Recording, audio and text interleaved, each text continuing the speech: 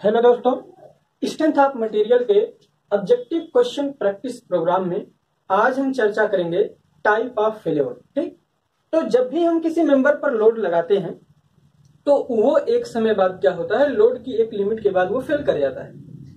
तो ये member basically जो क्वेश्चन बनते हैं वो या तो डक्टाइल मेंबर हो सकता है या तो ब्रिटल मेंबर हो सकता है। ठीक, तो टाइप ऑफ फेल्योर से जो क्वेश्चन बनते हैं वो आज हम डिस्कस करेंगे, बहुत ही शार्टली डिस्कस करने वाले हैं। तो आज का टॉपिक हमारा है टाइप ऑफ फेल्योर। तो फेल्योर जो है वो तीन तरीके से हो सकता है और दो तरह के मटेरियल कौन से, डक्टाइल और ब्रिटल मटेरियल। ठीक, और कितने तरह से लोड लग सकता है, एक होगा टेंशन टेस्ट, दूसरा कंप्रेशन होगा और तीसरा आपका टॉर्सन होगा, जो बेसिकली यहां से क्वेश्चन बनते हैं। ठीक है ना, तो सबसे पहले जो है हम चर्चा करेंगे टेंशन टेस्ट। फेल्योर किसमें हम बात करेंगे, टेंशन में। तो टेंशन में हम जो मेंबर यूज कर रहे हैं वो आपका है डक्टाइल मटेरियल। तो यहाँ पे देखिए एक डक्टाइल मटेरियल है, प्रिज्मेटिक बार है। इस पर क्या किया गया है, दो इक्वल और अपोजिट टेंसाइल पुल लगाए गए हैं। तो जब लोड की लिमिट को बढ़ाते जाएंगे तो एक समय बाद इसका सेक्शन जो है वो क्या हो जाएगा, दुबला होना हो जाएगा। क्या स्टार्ट हो जाएगा, दुबला होना। तो ये कुछ देर बाद लोड और बढ़ाया जाए तो क्या हो जाएगा, फेल हो जाएगा। तो इस सेक्शन का दुबला होना क्या कहलाता है डियर, नेकिंग कहलाता है। क्या कहलाता है, नेकिंग। तो आपको याद रखना है डक्टाइल मटेरियल जब भी टेंशन में फेल होता है तो क्या फॉर्म करता है, नेकिंग फॉर्म करता है। ठीक, अगला पॉइंट क्या है, लोड बढ़ाते जाते हैं, जब फेल्योर होता है तो यहाँ पे एक गड्ढा बन जाता है, यहाँ पे क्या बन जा रहा है, कोन बन जा रहा है। तो इस तरह से इस चीज को बनना, इस तरह से इसको बनना, ये क्या कहलाता है, कप एंड कोन शेप बनना। क्या कहलाता है, cup and cone form, cup and cone shape बनना। ठीक, अब पूछा जाता है क्वेश्चन में कि लोड को जब बढ़ाया जाता है तो ये जो प्लेन होता है डियर, ये प्लेन फेल्योर प्लेन कहलाता है। ये क्या कहलाता है, फेल्योर प्लेन कहलाता है। तो क्वेश्चन ये पूछा जाता है फेल्योर प्लेन जो होता है लोड वाली एक्सिस से कितना डिग्री का कोण बनाता है। तो ये वाला कोण ही क्या कहलाता है, फेल्योर प्लेन कोण कहलाता है। तो यहाँ पे इसकी वैल्यू होती है 45 डिग्री। तो याद क्या रखना है, फेल्योर प्लेन जो है, फेल्योर प्लेन 45 डिग्री पर होता है। ठीक, अच्छा अब बात किया जाए डक्टाइल मटेरियल में जो बेसिकली मतलब इंपॉर्टेंट होते हैं। तो यहाँ पे सबसे पहले याद रखेंगे डक्टाइल मटेरियल की शियर स्ट्रेंथ जो होती है वो कम होती है किससे, आपका टेंसाइल स्ट्रेंथ से। और टेंसाइल स्ट्रेंथ जो होती है वो क्या होती है, आपका कम होती है किस चीज से, आपके कंप्रेसिव स्ट्रेंथ से। ठीक, इसको नोट कर लीजिए। और डक्टाइल मटेरियल से रिलेटेड एक बात और याद करना है, शियर स्ट्रेंथ 50% से 60% होती है टेंसाइल स्ट्रेंथ का। ठीक, तो इसको नोट कर लीजिएगा डियर। हमने क्या क्या सीखा कि डक्टाइल मेंबर पर जब भी टेंशन करके फेल्योर कराते हैं तो डक्टाइल मटेरियल जो होता है नेकिंग फॉर्म करता है। इसके अलावा फेल्योर प्लेन 45 डिग्री का होता है। इसके अलावा हमने सीखा कि कप और कोन से फॉर्म होता है। इसके अलावा हमने सीखा शियर स्ट्रेंथ डक्टाइल मटेरियल की टेंसाइल स्ट्रेंथ से कम होती है और टेंसाइल स्ट्रेंथ जो होती है वो कंप्रेसिव स्ट्रेंथ से कम होती है। शियर स्ट्रेंथ, और अगर बात किया जाए टेंसाइल स्ट्रेंथ में क्या संबंध होता है, तो शियर जो है लगभग जो होती है आधी होती है टेंसाइल स्ट्रेंथ की। अगला एक क्वेश्चन और बनता है डक्टाइल मटेरियल टेंशन टेस्ट में, यहाँ फेल्योर जो होता है वो रफ फेल्योर होता है। कैसा होता है डियर, रफ फेल्योर होता है। ठीक, तो इसको नोट कर लेते हैं। अब हमारा अगला टॉपिक इसी में होगा टेंशन में। अब हम इसमें चर्चा करेंगे डक्टाइल मटेरियल के बाद अब हम बात करेंगे ब्रिटल मटेरियल की टेंशन टेस्ट में। तो ब्रिटल मटेरियल जो होते हैं, अगर बात किया जाए ब्रिटल मटेरियल,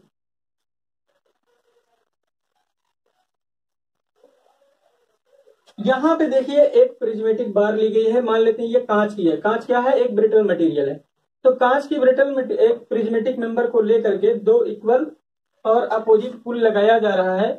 तो लोड की एक लिमिट के बाद जो है ये क्या हो जाएगा, फेल हो जाएगा। तो जब फेल होगा तो फेल देखा जाए कैसे दिखेगा, फेल होने के बाद कुछ इस तरह से दिखेगा। ठीक, तो यहां पर याद करने वाली क्या चीज है, फेल्योर प्लेन जो हो रहा है, फेल्योर प्लेन अगर पूछा जाए लोड वाली एक्सिस से कितना डिग्री का एंगल बना रहा है, तो यहाँ पे बोलेंगे आप 90 डिग्री का एंगल बन रहा है। कितना एंगल? 90 डिग्री। और अगर पूछा जाए कि यहाँ पे फेल्योर प्लेन जो है रफ है कि स्मूथ है, तो यहाँ पे फेल्योर जो है वो कैसा डियर?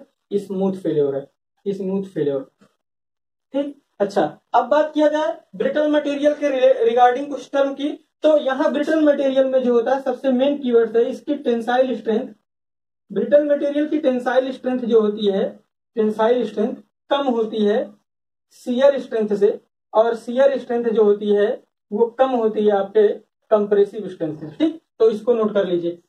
अब अगला हमारा टॉपिक होगा, हमने क्या पढ़ना है? टाइप ऑफ फेल्योर पढ़ रहे हैं। और फेल्योर दो प्रकार के मेंबर में होता है, एक डक्टाइल दूसरा ब्रिटल। और डक्टाइल मटेरियल को अगर बात किया जाए तो टेंशन में हमने फेल करा दिया, ब्रिटल मटेरियल को टेंशन में फेल करा दिया। अब हम बात करेंगे यही कंप्रेशन टेस्ट, किसमें बात करेंगे? कंप्रेशन टेस्ट में। तो देखिए दूसरा हमारा टॉपिक है, इसमें फेल्योर में कंप्रेशन टेस्ट आप कर रहे हैं।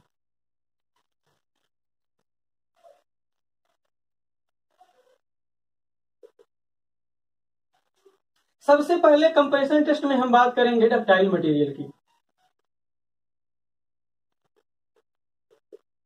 अगर डक्टाइल मटेरियल का कोई भी एक क्यूबिकल शेप का एक मेंबर ले लिया जाए जो कि छोटा सा है, और इसको क्या किया गया? सपोर्ट दे दिया गया नीचे से, और ऊपर से लोड को बढ़ाया जा रहा है। लोड को बढ़ाया जा रहा है, लोड को जब बढ़ाएंगे तो एक लिमिट के बाद ये क्या हो जाएगा? मेंबर फेल कर जाएगा। लेकिन फेल कैसे करता है? लोड अगर आप बढ़ाते जाएं, लोड बढ़ाते जाएं, तो एक समय बाद होगा क्या? ये जैसा दिख रहा था वैसा ना दिख करके कुछ इस तरह से दिखेगा। जी हाँ, ये इस तरह से।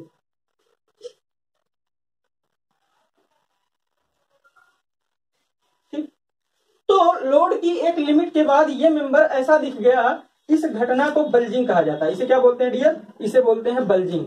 तो यहां पे ये जो फॉर्म हो रहा है, बल्जिंग फॉर्म हो रहा है। ठीक, अच्छा अब बात किया जाए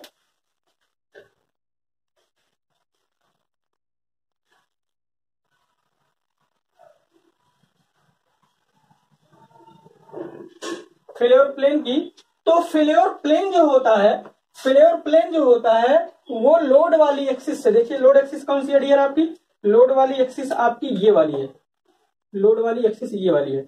और फेल्योर प्लेन के बीच में जो एंगल बन रहा है वो 90 डिग्री का बन रहा है। तो आप नोट करेंगे कि फेल्योर डक्टाइल मटेरियल का फेल्योर प्लेन कंप्रेशन में जो होता है वो 90 डिग्री पर होता है। और कैसा शेप बनता है? तो बल्जिंग फॉर्म करता है। ठीक, तो ये बहुत ही इंपॉर्टेंट टर्म है, इसको आपको क्या करना है? नोट करना और याद करके रखना है। ठीक, अब अगला जो है वो होगा आपका डक्टाइल की जगह पे ब्रिटल मटेरियल। अगर बात किया जाए ब्रिटल मटेरियल की, brittle material in compression test, तो देखिएगा कि मान लेते हैं एक प्रिज्मेटिक मेंबर है ब्रिटल मटेरियल का, और इस पर दो इक्वल और अपोजिट कंप्रेसिव स्ट्रेस आ रहे हैं। लोड की एक लिमिट के बाद जो है ये मेंबर क्या कर जाएगा? फेल कर जाएगा। लेकिन फेल कैसे करेगा? ऐसे फेल करेगा। और अगर पूछा जाए लोड वाली एक्सिस और फेल्योर प्लेन के बीच का कोण कितना है, तो यही वाला एंगल ही कोण है आपका। और ये वाला एंगल कितना डिग्री का होता है? 45 डिग्री का होता है फेल्योर प्लेन। ठीक, तो नोट करने वाली क्या चीज है? ब्रिटल मटेरियल जो होता है वो कंप्रेशन टेस्ट में जो है फेल्योर प्लेन कितने डिग्री पर बनाता है? तो आपका 45 डिग्री हो गया। ठीक, अब दूसरा है कंप्रेशन टेस्ट। हमने पढ़ लिया, पढ़ा क्या? टेंशन टेस्ट पढ़ लिया, कंप्रेशन टेस्ट पढ़ लिया। किसके लिए? डक्टाइल के लिए, ब्रिटल के लिए। अब तीसरा पढ़ेंगे हम टॉर्जन टेस्ट। क्या पढ़ेंगे?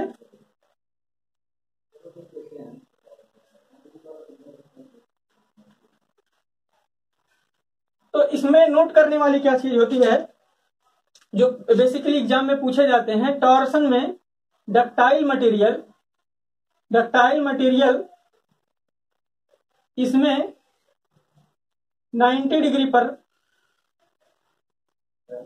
फेल करता है, ब्रिटल मटेरियल 45 डिग्री पर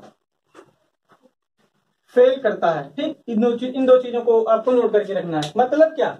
मतलब कि अगर डक्टाइल मटेरियल का कोई मेंबर ले लिया जाए, जैसे ये डक्टाइल मटेरियल का एक सर्कुलर मेंबर ले लिया गया, सर्कुलर सेक्शन का, और इस पर दो इक्वल और अपोजिट मोमेंट लगाया जाए यहाँ पर, अगर ये डक्टाइल मटेरियल है, अगर ये डक्टाइल मटेरियल है तो उस दशा में ये क्या होगा, बिल्कुल बिल्कुल ये ऐसे 90 डिग्री पर क्या हो जाएगा, दो हिस्से में कट जाएगा। ठीक, अगर ये डक्टाइल मटेरियल है तो 90 डिग्री पर कट जाएगा, लेकिन इसका जस्ट उल्टा अगर ये ब्रिटल मटेरियल होता तो ब्रिटल मटेरियल जो है ऐसे ना फेल करके ये ऐसे इस तरह से दो हिस्से में क्या हो जाता, ये बंट जाता। ठीक है ना, तो ये फेल्योर जो होता तब ये 45 डिग्री पर हो जाता और मटेरियल कौन सा हो जाता आपका, ब्रिटल मटेरियल हो जाता। ठीक, तो नोट करके रखना है, जितनी चीजें आपको हम बताएं डियर उसको याद करना है। यहां से बहुत ही बढ़िया क्वेश्चन आपके जेईई में पूछा जाता है। जितनी चीजें बताए हैं, कितने डिग्री पर फेल्योर होता है, किस तरह का शेप बनता है और कौन सी चीज किसमें कमजोर होती है, किसमें मजबूत होती है, ये याद रखना है। तो ये टॉपिक हमारा पूरी तरह से कवर हुआ। अब दूसरा टॉपिक होगा हमारा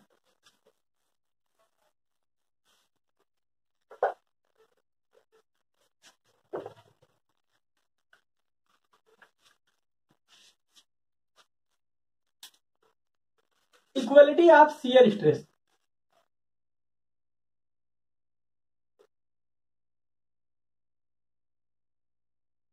देखिए हम यहाँ पे इसको तो शायद स्किप करना चाहते हैं, लेकिन थोड़ा सा बता दे रहे हैं, है क्या, इक्वलिटी ऑफ शियर स्ट्रेस। पहला है on opposite face.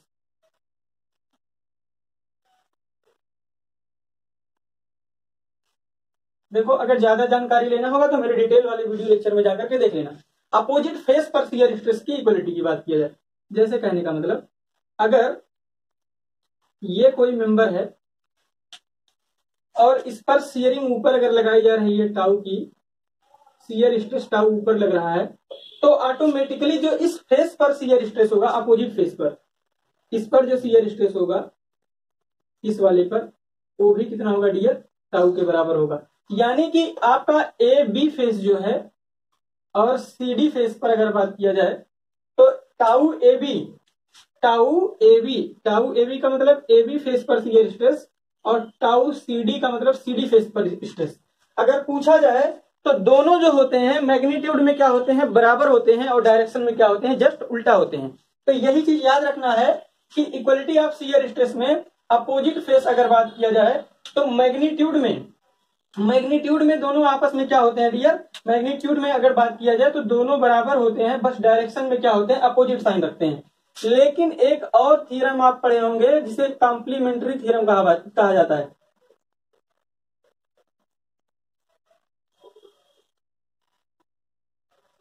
Complementary principal, और ये क्या बताता है, ऑन परपेंडिकुलर फेस।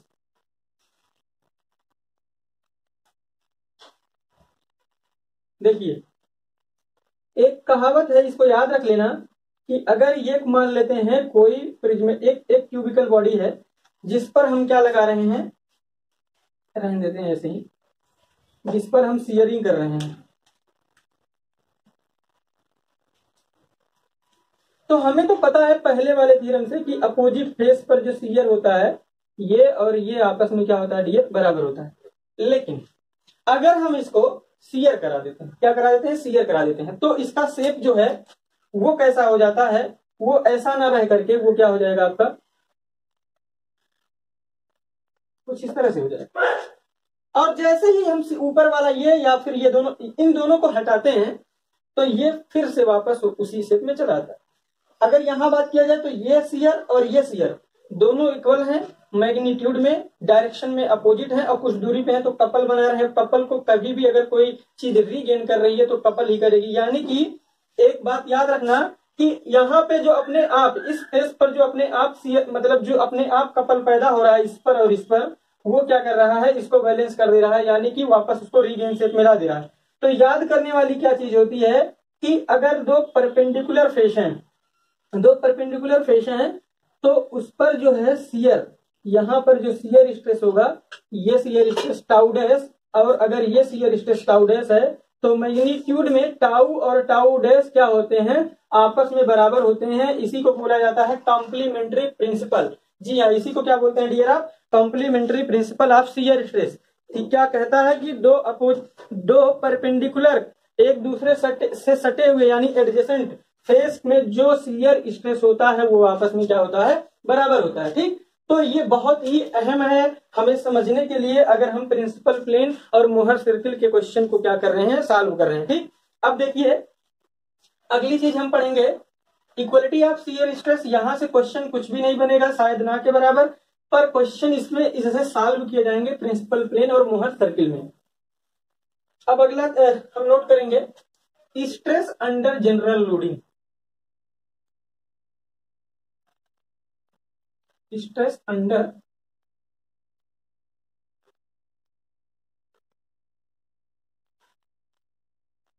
देखिए समान लोडिंग में स्ट्रेस कितने तरह का होता है। स्ट्रेस बेसिकली दो ही होता है, एक नॉर्मल होता है, एक शियर होता है। तो स्ट्रेस दो होता है, एक होता है नॉर्मल और दूसरा होता है शियर। नॉर्मल को रिप्रेजेंट किया जाता है सिग्मा से, शियर को किया जाएगा टाउ से। अगर यहां पे लिखा गया है सिग्मा ए और बी, तो यहां इसका मतलब क्या होगा, ए किस चीज को रिप्रेजेंट करेगा, प्लेन को रिप्रेजेंट करेगा, और बी किस चीज को रिप्रेजेंट करता है, डायरेक्शन को रिप्रेजेंट करता है। ठीक, स्ट्रेस अंडर जनरल लोडिंग में स्ट्रेस दो ही तरह का हो सकता है, एक नॉर्मल स्ट्रेस होगा, एक शियर स्ट्रेस। नॉर्मल को जब भी स्ट्रेंथ ऑफ मटेरियल पढ़ रहे होते हैं तो सिग्मा से रिप्रेजेंट करते हैं, और शियर को किससे करते हैं, टाउ से करते हैं। अगर कहीं पे भी नॉर्मल सिग्मा ए बी लिखा हुआ है तो कहेंगे कि ये नॉर्मल स्ट्रेस है। ए का मतलब क्या होगा, ये ए प्लेन पे काम कर रहा है, और बी का मतलब क्या होगा कि बी डायरेक्शन में काम कर रहा है। ठीक, अब अगर हम बात करें 3D में, अगर ये कोई 3D मेंबर है, देखिए क्यूबिकल मेंबर है 3D,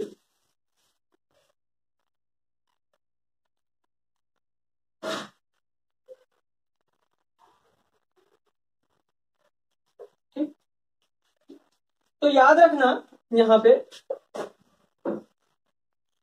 ये एक्स डायरेक्शन को रिप्रेजेंट कर रहा है, ये वाई को, और ये जेड डायरेक्शन को। तो एक्स एक्सिस के परपेंडिकुलर जो प्लेन होता है उसे एक्स प्लेन कहा जाएगा। कौन सा प्लेन बोला जाएगा, एक्स प्लेन। ठीक, यानी कि ये वाई और जेड अगर पूछा जाए, ये वाली लाइन, ये वाली लाइन कौन सी लाइन है, एक्स लाइन है, ये वाली वाई लाइन है, और ये वाली आपकी जेड लाइन है। तो ये जो प्लेन है ये वाई जेड प्लेन है, और वाई जेड प्लेन को यहाँ पे क्या नाम दिया जाएगा, एक्स प्लेन दिया जाएगा। ठीक, वाई जेड प्लेन को किससे रिप्रेजेंट करेंगे, एक्स से। तो यानी कि अगर पूछा जाए कि ये जो है ये नॉर्मल स्ट्रेस है कि शियर स्ट्रेस है, तो चूंकि ये इस प्लेन के क्या ठीक नॉर्मल, इसलिए इसका नाम क्या देंगे, नॉर्मल स्ट्रेस। अब पूछा जाए कौन से प्लेन पे काम कर रहा है, तो ये वाई जेड प्लेन है, या फिर कह सकते हैं इसे यक्स प्लेन कहेंगे। तो यक्स प्लेन पर काम कर रहा है, और कौन सी डायरेक्शन में काम कर रहा है, यक्स डायरेक्शन में। यानी कि इसका नाम इस लाइन का क्या रखेंगे, नॉर्मल स्ट्रेस। किस प्लेन पर, यक्स प्लेन पर, किस डायरेक्शन में, यक्स डायरेक्शन में। इसी तरह से अगर इसका नाम पूछा जाए क्या होगा, तो ये भी नॉर्मल स्ट्रेस है, किस डायरेक्शन में, वाई प्लेन पर, वाई डायरेक्शन में। इसी तरह से अगर बात किया जाए इसकी, तो ये नॉर्मल स्ट्रेस है, जेड प्लेन पे है और जेड डायरेक्शन में है। ठीक, अब हम यहाँ पे बात करते हैं, ये देखिए ये क्या है, नॉर्मल स्ट्रेस है कि शियर स्ट्रेस है। तो ये वाला जो है वो शियर स्ट्रेस है। कौन से प्लेन पे है, एक्स प्लेन पे। कौन सी डायरेक्शन में है, वाई डायरेक्शन में है। अब पूछा जाए ये क्या है, तो ये बोलेंगे शियर स्ट्रेस है। कौन से प्लेन पे है, एक्स प्लेन पे है। कौन सी डायरेक्शन में है, जेड डायरेक्शन में है। ठीक, इसी तरह से यहाँ पे बात किया जाए तो ये जो होगा शियर स्ट्रेस होगा, वाई प्लेन पे होगा, एक्स डायरेक्शन में होगा। और बात किया जाए यहाँ पे, तो यहाँ पे जो है शियर स्ट्रेस होगा, वाई प्लेन पे होगा, जेड डायरेक्शन में होगा। ऐसे ही यहाँ पे बात किया जाए तो शियर स्ट्रेस होगा, जेड प्लेन पे होगा, वाई डायरेक्शन में होगा, और ये वाला शियर स्ट्रेस जेड प्लेन पर एक्स डायरेक्शन में होगा। तो 3D मेंबर अगर कोई भी है तो उसमें अधिकतम प्रतिबल की संख्या एक्स फेस पर, एक्स प्लेन पर 3 है, 3 वाई पे है, 3 कितना है, जेड पे है। तो यानी कि 3D मेंबर में अधिकतम प्रतिबल की संख्या कितनी हो सकती है, अधिकतम प्रतिबल की संख्या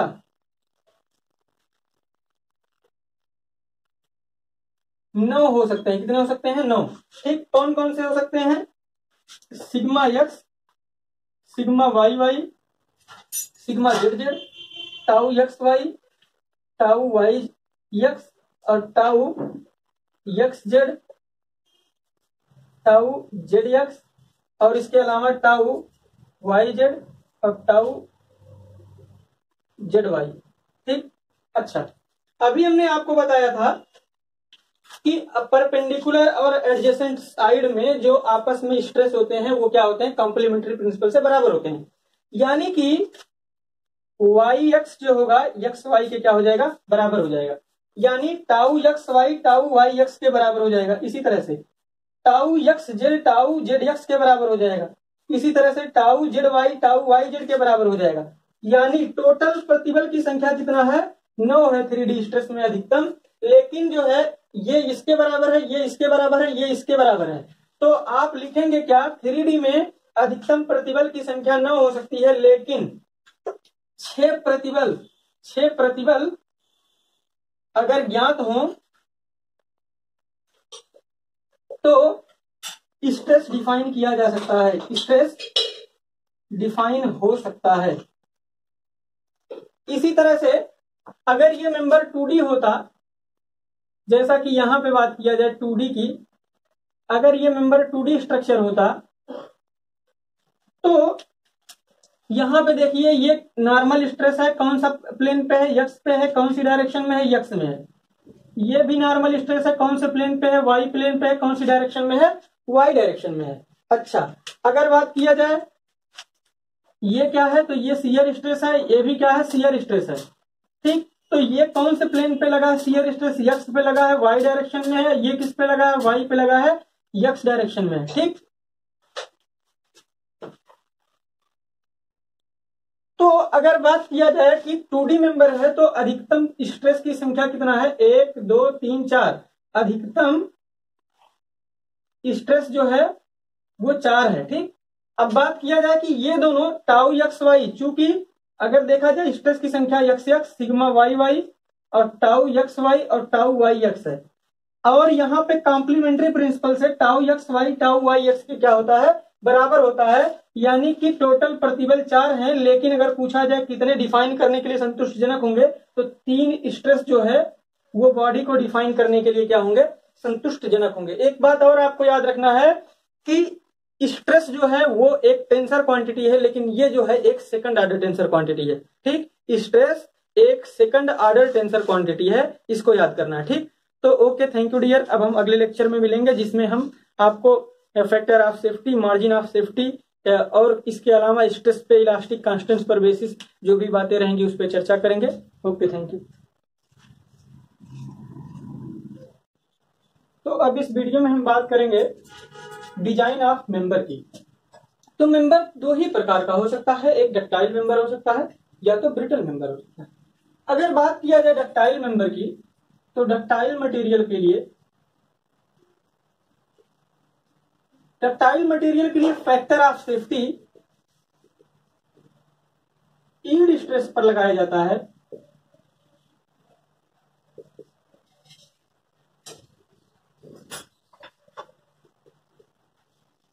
जबकि अगर यही ब्रिटल मटेरियल होगा तो, चूंकि ब्रिटल मटेरियल में आपकी यील्डिंग नहीं पाई जाती है, तो उसमें केवल अल्टीमेट स्ट्रेस पाया जाता है। इसलिए अगर ब्रिटल मटेरियल होगा तो ब्रिटल मटेरियल के लिए factor of safety ultimate stress पर लगाया जाता है। अब देखिए यहां पर अगर कोई भी मेंबर की आप डिजाइन कर रहे हैं तो डिजाइन स्ट्रेस, जिसे अलाउबल स्ट्रेस भी बोलते हैं, तो डिजाइन स्ट्रेस अगर पूछा जाए, अगर वो डक्टाइल मटेरियल है तो यहां पर यील्ड स्ट्रेस लिया जाएगा। यील्ड स्ट्रेस डिवाइड बाय क्या होगा, फैक्टर ऑफ सेफ्टी होगा। लेकिन अगर यहीं पर ब्रिटल मटेरियल होगा तो यहाँ यील्ड स्ट्रेस की जगह अल्टीमेट स्ट्रेस लेंगे और डिवाइड बाय क्या करेंगे, फैक्टर ऑफ सेफ्टी लेंगे। एसएससी 2016 के एग्जाम में पूछा हुआ एग्जाम क्वेश्चन है margin of safety. Margin of safety बराबर क्या होता है, फैक्टर ऑफ सेफ्टी -1 होता है। यानी कि आपका मेंबर जो है वो कितना मार्जिन लेकर के आप चल रहे हैं डिजाइन में, वही क्या होता है, मार्जिन ऑफ सेफ्टी कहलाता है। ठीक, अब अगला टॉपिक हम बात करेंगे इलास्टिक कांस्टेंट का, बहुत ही इंपॉर्टेंट है ये। यहां पर इलास्टिक कांस्टेंट की बात करेंगे तो होमोजीनियस और आइसोट्रोपिक मेंबर अगर होगा कोई मटेरियल का, तो उस दशा में टोटल इलास्टिक कांस्टेंट की संख्या होती है 4। देखिएगा, अब इलास्टिक कांस्टेंट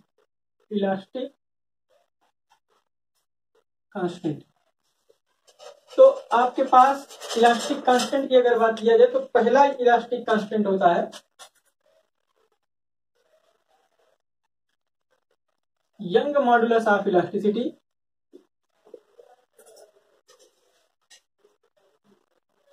इसको y या फिर E से रिप्रेजेंट किया जाता है।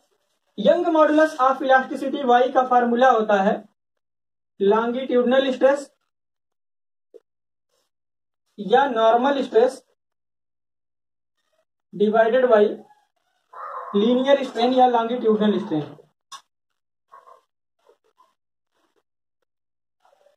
याद रखने वाली चीज है, यंग मॉडुलस ऑफ इलास्टिसिटी सिर्फ यूनिएक्सियल लोडिंग के लिए है। यंग मॉडुलस ऑफ इलास्टिसिटी कहां पे है? सिर्फ एक डायरेक्शन में अगर लोड किसी मेंबर पर आ रहा हो तो वहां पर जो इलास्टिसिटी का कॉन्सेप्ट लिया जाएगा वो यंग मॉडुलस इलास्टिसिटी ली जाएगी। यानी कि अगर यहां पे बात किया जाए, एक प्रिज्मेटिक मेंबर को हम पकड़ करके खींच रहे हैं नॉर्मल स्ट्रेस द्वारा, तो इस दशा में यहां पर जो इलास्टिसिटी ली जाएगी वो आपकी इलास्टिसिटी कौन सी हो जाएगी डियर? यंग मॉडुलस इलास्टिसिटी होगी। इसके बाद पहला इलास्टिक कांस्टेंट आपका यंग मॉडुलस इलास्टिसिटी है और दूसरा आपका शियर मॉडुलस ऑफ इलास्टिसिटी है। दूसरा आपका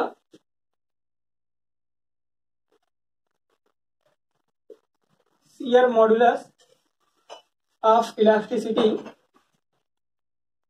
या इसी को मॉडुलस ऑफ रिजिडिटी बोला जाता है।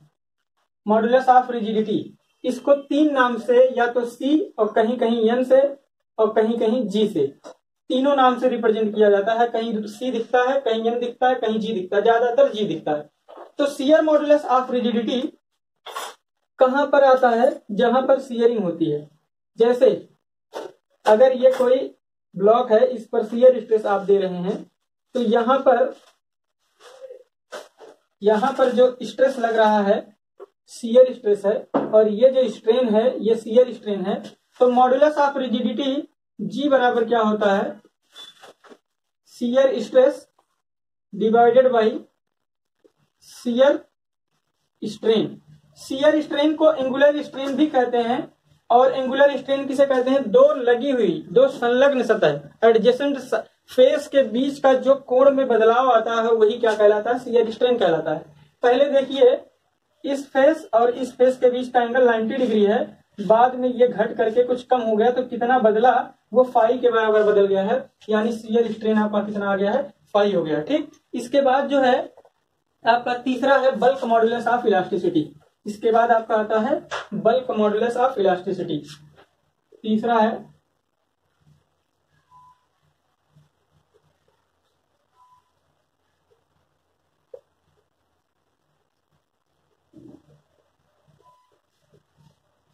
बल्क मॉडुलस इलास्टिसिटी का कॉन्सेप्ट वहां पे आता है जहां पर चारों डायरेक्शन से लोडिंग हो।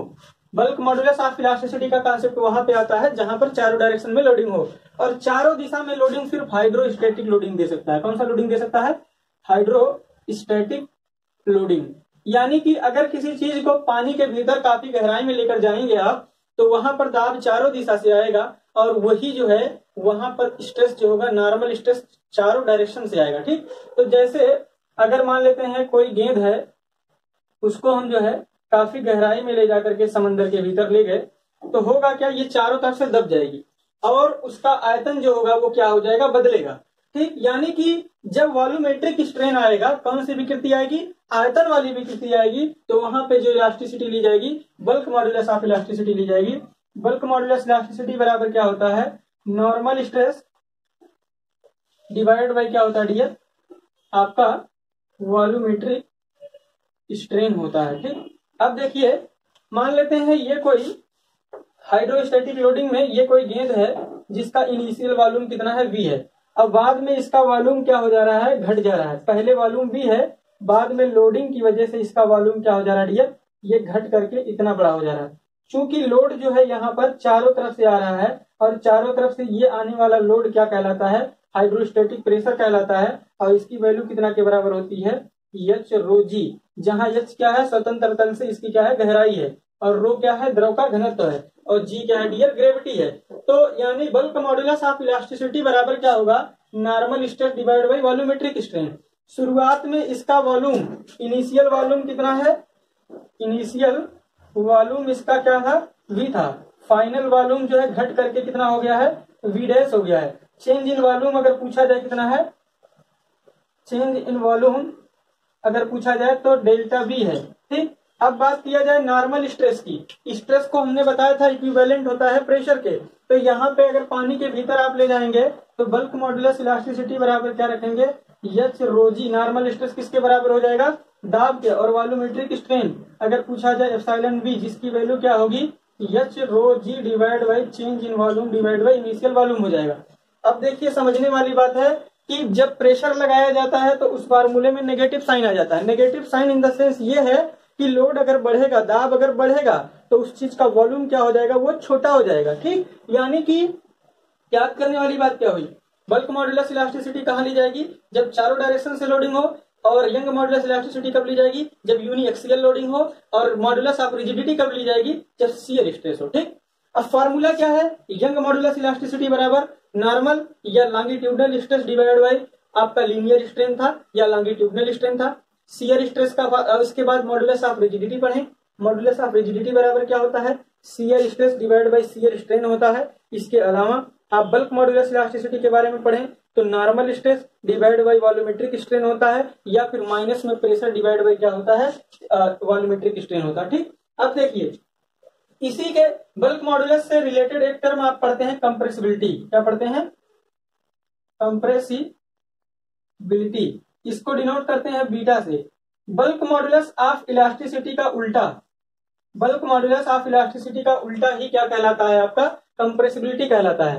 कंप्रेसिबिलिटी यानी कि उसके आयतन में परिवर्तन होने की क्षमता। जैसे अगर बात किया जाए कि अगर गैस की बात किया जाए तो गैस जो है उसको दबाया जा सकता है, यानी उसकी कंप्रेसिबिलिटी बहुत ज्यादा होती है। अगर बात किया जाए के की तो के का फार्मूला है के बराबर normal stress divide by volumetric strain, ये है, चेंज इन वॉल्यूम नीचे है। अगर बात किया जाए फ्लूइड के लिए तो फ्लूइड क्या होता है, इनकम्प्रेसिबल होता है। फ्लूइड क्या होता है, फ्लूइड क्या होता है, इनकम्प्रेसिबल होता है। तो इनकम्प्रेसिबल मटेरियल का, इनकम्प्रेसिबल अगर मटेरियल आप ले रहे हैं तो change in volume, incompressible material का आयतन में परिवर्तन क्या होता है डियर, शून्य होता है। इसलिए इनकम्प्रेसिबल मटेरियल का आयतन में परिवर्तन शून्य होता है। इसलिए अगर बात किया जाए इसमें के की वैल्यू निकालेंगे तो के का मान क्या आ जाएगा, इनफाइनाइट आएगा, और अगर कंप्रेसिबिलिटी की बात किया जाए तो शून्य आएगा। ठीक, यानी कि इनकम्प्रेसिबल मटेरियल जैसे आपका हो गया पानी या हो गया रबर, तो इनकम्प्रेसिबल मटेरियल जो होते हैं उनकी modulus of bulk modulus elasticity बहुत ही ज्यादा होती है, या फिर कह सकते हैं कंप्रेसिबिलिटी क्या होती है, 0 होती है। अब देखिए दो तरह की बॉडी होती है, समझने वाली बात है, नोट करके लिख लेना। एक कंप्रेसिबल बॉडी होती है और एक होती है रिजिड बॉडी। अगर बात किया जाए रिजिड बॉडी की, रिजिड बॉडी भी जो है उसमें चेंज आयतन में नहीं किया जा सकता है, तो उसका के का मान इनफाइनाइट होगा और बीटा का मान भी क्या होगा, उसका 0 होगा। समझो जरा बात को, रिजिड मेंबर और इनकम्प्रेसिबल मेंबर दोनों में बहुत फर्क होता है डियर। इनकम्प्रेसिबल वो होता है जिसका साइज ना बदले, और रिजिड वो होता है जिसका शेप और साइज दोनों ना बदले। जैसे पानी का शेप बदल सकते हैं लेकिन साइज नहीं बदल सकते हैं, इसलिए वो क्या है, इनकम्प्रेसिबल मेंबर है। उसका आयतन कभी भी पानी का आप दबा करके बदल नहीं सकते हैं। लेकिन अगर रिजिड की बात किया जाए तो उसका शेप और साइज दोनों क्या होता है, कांस्टेंट होता है। पानी को अगर आप शेप बदलेंगे तो आसानी से शेप बदल जाएगा, रिजिड नहीं है। लेकिन अगर दबाएंगे, सोचेंगे आयतन कम उसका कम कर दिया है, तो ये पॉसिबल है ही नहीं। रबर हो गया आपका, क्ले हो गई, मतलब कि क्ले वाला पानी हो गया, पैराफिन हो गया, और इसके अलावा आपका ये मान लेते हैं वाटर हो गया। ये सब जो होते हैं वो इनकम्प्रेसिबल मटेरियल की कैटेगरी में आते हैं। ठीक, अच्छा, इसके बाद जो है हमने 3 पढ़ लिया, 3 modulus of elasticity. Elastic constant में तीनों इलास्टिसिटी पढ़ लिया। इसके बाद फिर हम पढ़ेंगे पॉइजन रेशियो, जिसे पॉइजन अनुपात भी कहा जाता है।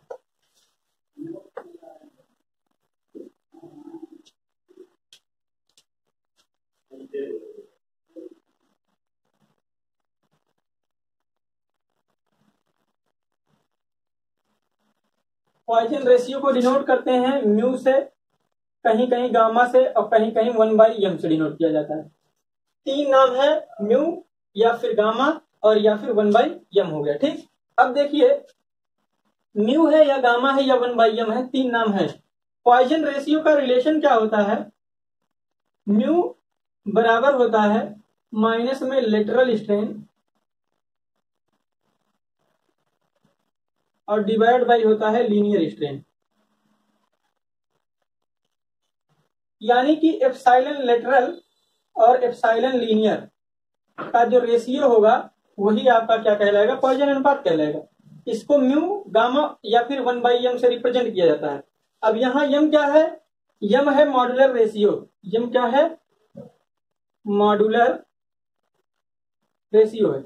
अगर यम किसे कहते हैं पूछा जाए तो आरसीसी में आप जाकर के देखेंगे तो इलास्टिसिटी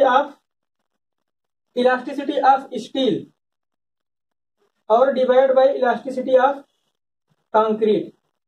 मॉड्यूलर रेशियो किसे कहा जाता है, स्टील की इलास्टिसिटी और कंक्रीट की इलास्टिसिटी का जो रेशियो होता है उसे मॉड्यूलर रेशियो कहते हैं। या फिर अगर आप स्ट्रेंथ ऑफ मटेरियल पढ़ रहे हैं तो आप कभी कभी कंपोजिट सेक्शन का नाम सुनते होंगे, जैसे कोई मेंबर बना है स्टील और वुड दोनों को मिला करके, तो वो कंपोजिट सेक्शन होता है। तो यम किसे कहते हैं, बेसिकली यम मजबूत पदार्थ की इलास्टिसिटी, यम मजबूत पदार्थ और डिवाइड बाई यम कमजोर पदार्थ। कमजोर इलास्टिसिटी ऑफ मजबूत पदार्थ और इलास्टिसिटी कमजोर पदार्थ का जो रेशियो होता है उसे क्या कहा जाता है, मॉड्यूलर रेशियो कहा जाता है। अब मॉड्यूलर रेशियो का यूज कहाँ किया जाता है, सेक्शन कन्वर्जन में। क्या चीज करने में, सेक्शन कन्वर्जन में। सेक्शन कन्वर्जन का मतलब क्या हुआ, अगर मान लेते हैं आपके पास इतना बड़ा सा इस सेक्शन का आपके पास क्या है, एक वुडन एक बीम है और आप ये काफी ज्यादा स्पेस घेर रही है, इसलिए आप चाह रहे हैं इस बीम की जगह पर आप स्टील का मेंबर यूज करें।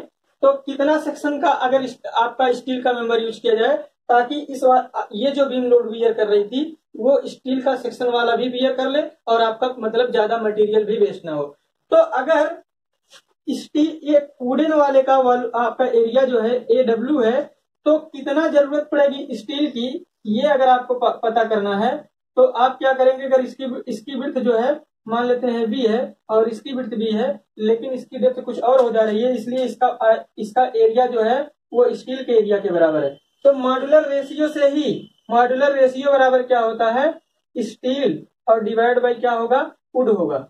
या फिर लिख सकते हैं A वुड AWOOD वुड और डिवाइड बाई क्या हो जाएगा, A स्टील हो जाएगा। ठीक, यानी कि मॉड्यूलर रेशियो का जस्ट उल्टा क्या कहलाता है, पॉइजन रेशियो कहलाता है। पॉइजन रेशियो क्या है, एक अनुपात होता है किसका, लेटरल स्ट्रेन का और लीनियर स्ट्रेन का। नेगेटिव साइन रिप्रेजेंट करता है कि अगर लीनियर स्ट्रेन बढ़ेगी तो लेटरल स्ट्रेन क्या होगी, घटेगी। इसको नोट करिए। अब पॉइजन रेशियो के रिगार्डिंग जो इंपॉर्टेंट टर्म है उसको हम बताएंगे। पॉइजन रेशियो जो है एक अनुपात है, इसका कोई यूनिट नहीं है, इसकी कोई यूनिट नहीं है, डायमेंशनलेस क्वांटिटी है।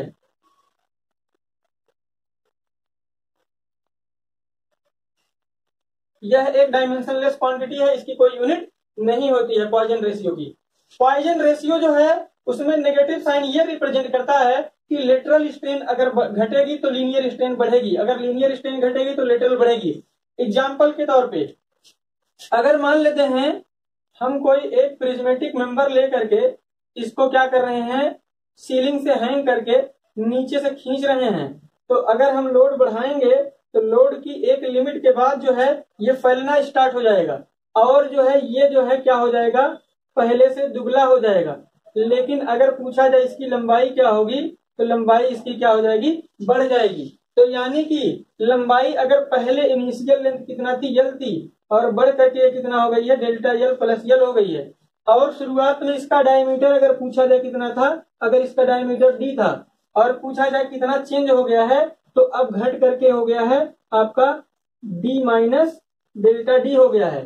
तो अब पूछा जाए कि लीनियर स्ट्रेन कितना होगी, तो एप्सिलॉन लीनियर बराबर क्या होगा, एप्सिलॉन लीनियर बराबर होगा डेल्टा L बाई L। लेकिन लेटरल यानी कि जिस डायरेक्शन से लोड आ रहा है उसके ठीक परपेंडिकुलर डायरेक्शन में विकृति को लेटरल स्ट्रेन कहा जाता है। तो लेटरल स्ट्रेन एप्सिलॉन लेटरल बराबर क्या होगा, एप्सिलॉन लेटरल बराबर क्या होगा, डेल्टा डी अपॉन डी होगा। चूंकि यहाँ डायमीटर घट रहा है इसलिए चिन्ह लगा देंगे नेगेटिव। तो हमें समझ में आ गया कि अगर लीनियर स्ट्रेन बढ़ रही है तो लेटरल स्ट्रेन क्या होगी, घटेगी, ठीक है ना। इसीलिए पॉइजन रेशियो में क्या लगाया जाता है, नेगेटिव साइन लगाया जाता है। अब देखिए पॉइजन रेशियो में जो क्वेश्चन बनते हैं वो ज्यादातर कौन कौन से बनते हैं, यहाँ पे हम लिख दे रहे हैं।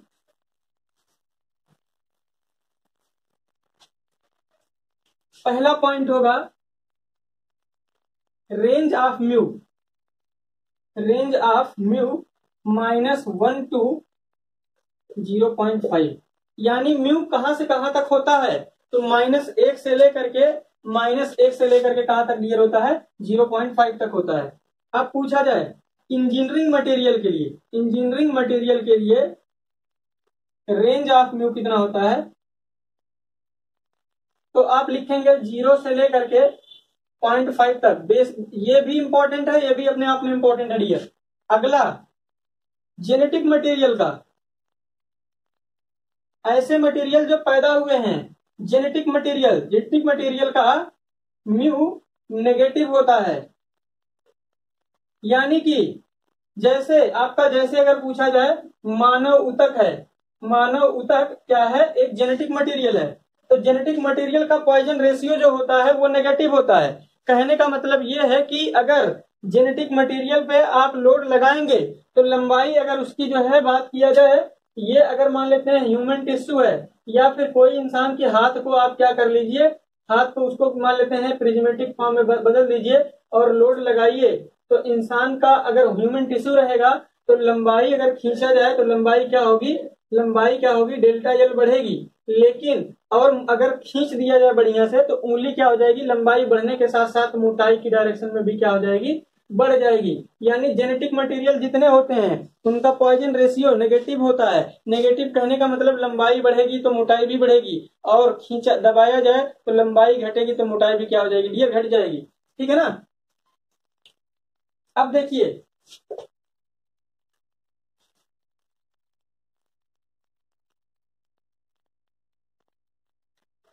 म्यू की वैल्यू जो होती है, जो इंपॉर्टेंट क्वेश्चन बनते हैं कहां से, म्यू की वैल्यू 0 होती है, किसके लिए, टार्क के लिए।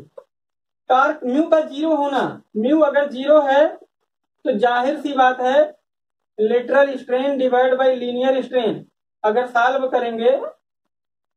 सॉल्व किया जाए तो लेटरल एप्सिलॉन लेटरल की जो वैल्यू होगी वो कितना आएगी, 0 के बराबर आएगी। यानी कार्क एक ऐसा पदार्थ है जिसको आप अगर दबाएंगे तो उसकी लंबाई भले घट जाएगी लेकिन मोटाई नहीं बढ़ने वाली है। उंगली को दबाइए, जैसे मार्कर को ही दबाते हैं, तो दबाने पर लंबाई छोटी होगी, मोटाई क्या होगी, बढ़ेगी। लेकिन कार्क का मेंबर अगर होगा तो लंबाई अगर दबाने पर घटती है तो मोटाई में कोई फर्क नहीं पड़ता। इसीलिए एसिड का ढक्कन बंद करने के लिए, ढक्कन बनाने के लिए जो भी मटेरियल यूज करते हैं वो कार्क का होता है। कार्क का ढक्कन एसिड का बनाया, एसिड की बोतल में जो ढक्कन होता है वो किसका बनाया जाता है, कार्क का बनाया जाता है, ठीक। तो कार्क का पॉइजन रेशियो 0 होता है। इसी तरह से अगर बात किया जाए पॉइजन रेशियो जो है 0.25 है, तो इसके किसका होता है, आपका आइसोट्रॉपिक मटेरियल का। ऐसे मटेरियल जो आइसोट्रॉपिक होते हैं उनका पॉइजन रेशियो जो है वो 0.25 के आसपास होता है, जिसको क्या करना है, आपको याद करना है। अगर बात किया जाए म्यू को जो है, म्यू की वैल्यू जो है वो 0.5 होती है, म्यू की वैल्यू 0.5 होती है। किसके लिए, इनकम्प्रेसिबल मटेरियल के लिए। किसके लिए होती है, इनकम्प्रेसिबल मटेरियल का पॉइजन रेशियो जो होता है 0.5 होता है। जैसे आपका हो गया पानी, इसके अलावा हो गया रबर, इसके अलावा हो गया पैराफिन, ये सब मटेरियल जो होते हैं इनका पॉइजन रेशियो कितना होता है, 0.5 होता है। अब कंक्रीट की बात किया जाए तो कंक्रीट की जो है पॉइजन रेशियो 0.1 से 0.2 तक होता है, कहीं कहीं 0.15 भी देता है। किसके लिए, कंक्रीट के लिए। कंक्रीट के लिए पॉइजन रेशियो की जो वैल्यू होती है वो कितना होती है, 0.15 होती है। एक बात और याद रखना, अगर पॉइजन रेशियो अगर आप बढ़ा रहे हैं तो होता क्या है, पॉइजन रेशियो बढ़ने पर सॉफ्टनेस जो होती है सॉफ्टनेस बढ़ेगी, सॉफ्टनेस क्या होगी, बढ़ेगी। और डक्टिलिटी की अगर बात किया जाए, डक्टिलिटी भी क्या होगा, बढ़ेगा। अगर पॉइजन रेशियो घटाया जाए तो सॉफ्टनेस की जगह सॉफ्टनेस क्या होगी आपकी, घटेगी, और डक्टिलिटी क्या होगी, डक्टिलिटी भी घटेगी। जैसे अगर पॉइजन रेशियो 0.25 से अधिक वाले की बात किया जाए, जैसे कॉपर का 0.33 के आसपास होता है, तो और अगर 0.5 पे जाइए तो रबर जो है वो उसका वो सॉफ्ट है किसके रिस्पेक्ट में, कॉपर के रिस्पेक्ट में। और कॉपर सॉफ्ट है किसके रिस्पेक्ट में, स्टील के रिस्पेक्ट में। स्टील का 0.25 के आसपास होता है और आपका कॉपर का होता है 0.33 के आसपास। और अगर आप बात किया जाए आपका रबर का तो उसकी 0.5 होती है। यानी पॉइजन रेशियो जैसे जैसे बढ़ेगा डक्टिलिटी वैसे वैसे बढ़ेगी और सॉफ्टनेस क्या होगी, बढ़ेगी। लेकिन इसका सबसे बेहतरीन उदाहरण जो है वो एक्सेप्शन का है रबर। रबर की सॉफ्टनेस अधिक होती है, लेकिन अगर पूछा जाए वो डक्टाइल है कि ब्रिटल है तो आप ब्रिटल मटेरियल बताएंगे। ठीक, तो हमने सीखा डक्टिलिटी से रिलेटेड टर्म पॉइजन रेशियो पर क्या फर्क पड़ता है डक्टिलिटी का। ठीक, इसके बाद एक चीज हम नोट करेंगे, पॉइजन रेशियो नोट कर लीजिएगा। पॉइजन रेशियो जो होता है वो केवल इलास्टिक लिमिट तक वैलिड होता है। लिखिए, पॉइजन रेशियो केवल इलास्टिक लिमिट तक वैलिड होता है। इलास्टिक लिमिट के बाद पॉइजन रेशियो को पॉइजन रेशियो ना कह करके उसको कॉन्ट्रैक्शन रेशियो, संकुचन अनुपात कहा जाता है। तो लिख लीजिए, पॉइजन रेशियो इलास्टिक लिमिट तक वैलिड है। इलास्टिक लिमिट के बाद पॉइजन रेशियो को कॉन्ट्रैक्शन रेशियो नाम दिया जाता है, जिसे संकुचन अनुपात कहते हैं हिंदी में। ठीक, इसके बाद अब देखिए, कोई भी एग्जाम आप देने जा रहे हैं तो ये टेबल जरूर देख के जाइएगा, क्योंकि यहाँ से बेसिकली क्वेश्चन यहाँ से स्ट्रेंथ ऑफ मटेरियल में पहले चैप्टर से जरूर उठाता है। तो वो है इलास्टिक कांस्टेंट से जो क्वेश्चन बनते हैं वो यहाँ पे हम लिख दे रहे हैं। आपका मटेरियल टोटल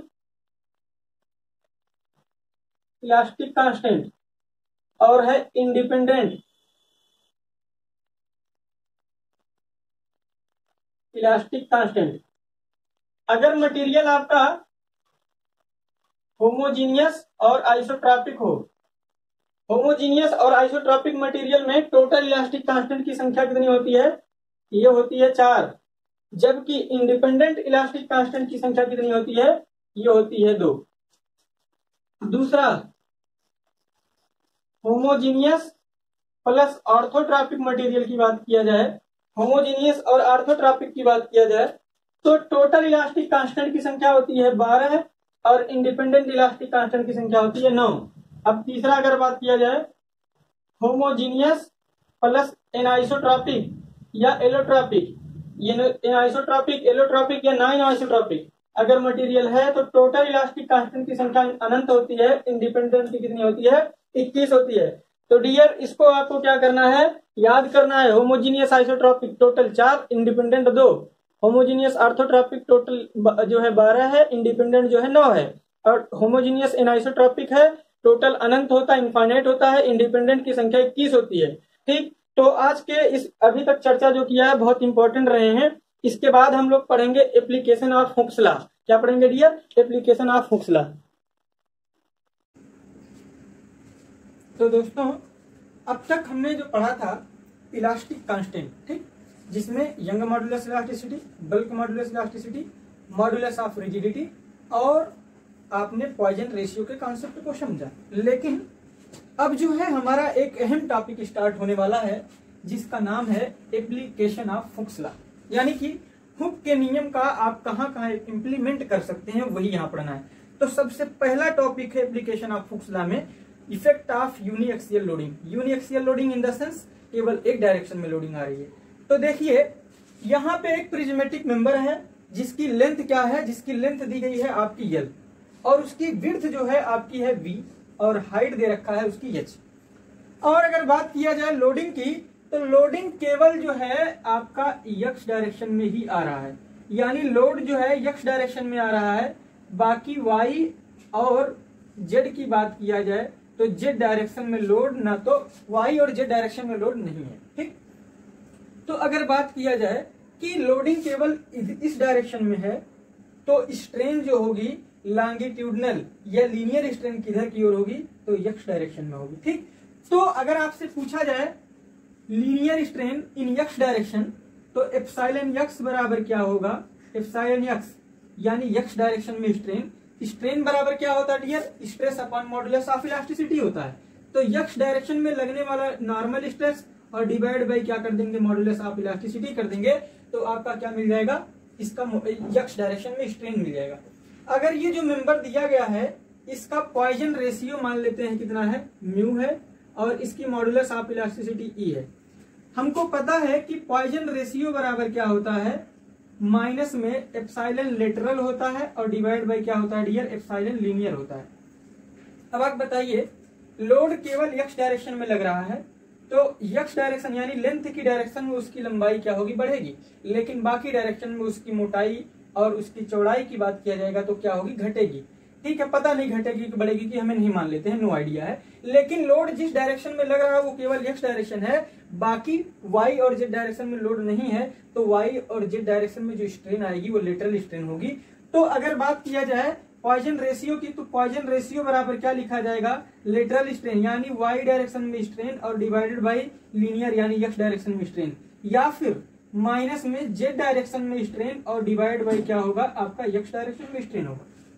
इसको सॉल्व कर लेते हैं तो आप पाएंगे y डायरेक्शन में स्ट्रेन बराबर क्या मिलेगा, माइनस में म्यू एप्सिलॉन एक्स मिलेगा, या तो एप्सिलॉन जेड बराबर क्या मिलेगा, माइनस में म्यू एप्सिलॉन एक्स मिलेगा। ये रिजल्ट आपको क्या करना है, थोड़ी देर के लिए अभी याद रखना है, इसी का इम्प्लीमेंट करेंगे। चूंकि एक प्रिज्मेटिक मेंबर है जिसकी लेंथ यल है, विड्थ बी है और थिकनेस इसकी कितना है, दिया है एच। तो जब हम लोड लगा नहीं रहे थे, इसके पहले बात किया जाए तो इनिशियल वॉल्यूम इसका कितना था। अगर बात किया जाए इनिशियल वॉल्यूम की, तो इनिशियल वॉल्यूम इसका अगर मान लेते हैं v है, तो v की वैल्यू क्या थी, l इंटू बी इंटू क्या थी, s थी, लेंथ विड्थ इंटू हाइट थी। लेकिन जब लोड लगा दिया जाएगा तो होगा क्या, उसकी लेंथ बढ़ेगी, थिकनेस घटेगी, विड्थ घटेगी, तो इसका फाइनल रिजल्ट ये आएगा कि इसका फाइनल वॉल्यूम भी क्या हो जाएगा, चेंज हो जाएगा। तो बात किया जाए फाइनल वॉल्यूम की, अगर बात किया जाए फाइनल वॉल्यूम की, फाइनल वॉल्यूम को अगर आप v डैश से डिनोट करें तो फाइनल वॉल्यूम v डैश बराबर क्या होगा। अगर आपको सही आइडिया ना हो किसी चीज का, जैसे अगर हम पूछे कि x डायरेक्शन में लोड आने पर y डायरेक्शन में विड्थ जो है वो घटेगी कि बढ़ेगी, अगर आपको इसका अंदाजा ना हो तो केवल पॉजिटिव साइन लेकर के चलते हैं। तो अगर मान लेते हैं फाइनल वॉल्यूम की बात किया जाए तो फाइनल वॉल्यूम बराबर क्या होगा, मान लेते हैं लेंथ बढ़ करके थोड़ा सा बदल गई है डेल्टा एल, तो फाइनल लेंथ जो है यल प्लस डेल्टा एल हो गई है। और अगर विड्थ की बात किया जाए तो विड्थ भी क्या हो गई है, विड्थ मान लेते हैं बी प्लस डेल्टा बी हो गई है। हमें नहीं पता है कि घटी है कि बढ़ी है, इसलिए हम प्लस चिन्ह ले रहे हैं। और अगर हाइट की बात किया जाए तो एच प्लस डेल्टा एच हो गई। ठीक है, अब एक बात बताओ, इसमें से भी यल कॉमन ले ले, इसमें बी कॉमन ले ले, अगर इसमें से एच कॉमन ले ले तो फाइनल वॉल्यूम वी डैश बराबर क्या हो जाएगा, यल बी एच, और ब्रैकेट में 1 plus delta L by L हो जाएगा, और 1 plus delta V by V हो जाएगा, और 1 plus delta H by H हो जाएगा। ठीक है, अच्छा अब एक बात बताइए, change in length divide by original length को क्या बोला जाएगा, एक्स डायरेक्शन की स्ट्रेन बोला जाएगा। Change in width divide by original width को क्या बोला जाएगा, वाई डायरेक्शन में स्ट्रेन कहा जाएगा। Change in height divide by original height को क्या बोला जाएगा, जेड डायरेक्शन में स्ट्रेन कहा जाएगा। यानी कि फाइनल वॉल्यूम वी डैश बराबर क्या हो जाएगा, यानी कि फाइनल वॉल्यूम वी डैश बराबर क्या हो जाएगा आपका, देखिए यहाँ यल है, यहाँ बी है, यहाँ एच है, और यल बी एच को आप ऑलरेडी क्या बोले हो, इनिशियल वॉल्यूम बोले हो। तो फाइनल वॉल्यूम बराबर initial volume into 1 plus x direction में स्ट्रेन और प्लस वाई डायरेक्शन में स्ट्रेन और प्लस जेड डायरेक्शन में स्ट्रेन के बराबर होगा।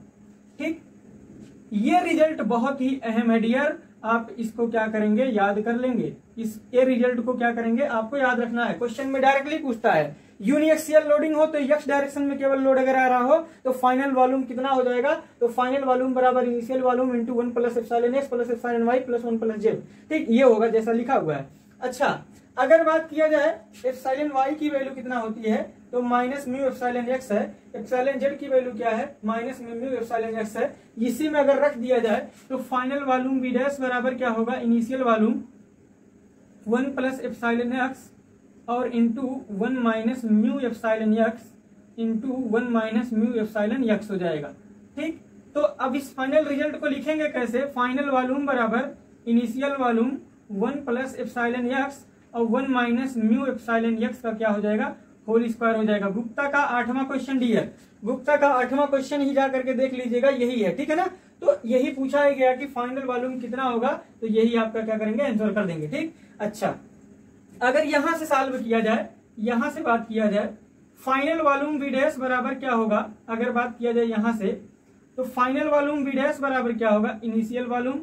अच्छा, अगर 1 + a 1 + b 1 + c तीनों को मल्टीप्लाई कर दिया जाए, तो आपने देखा होगा 1 + a + b + c + ab + bc + ca + abc पाते थे।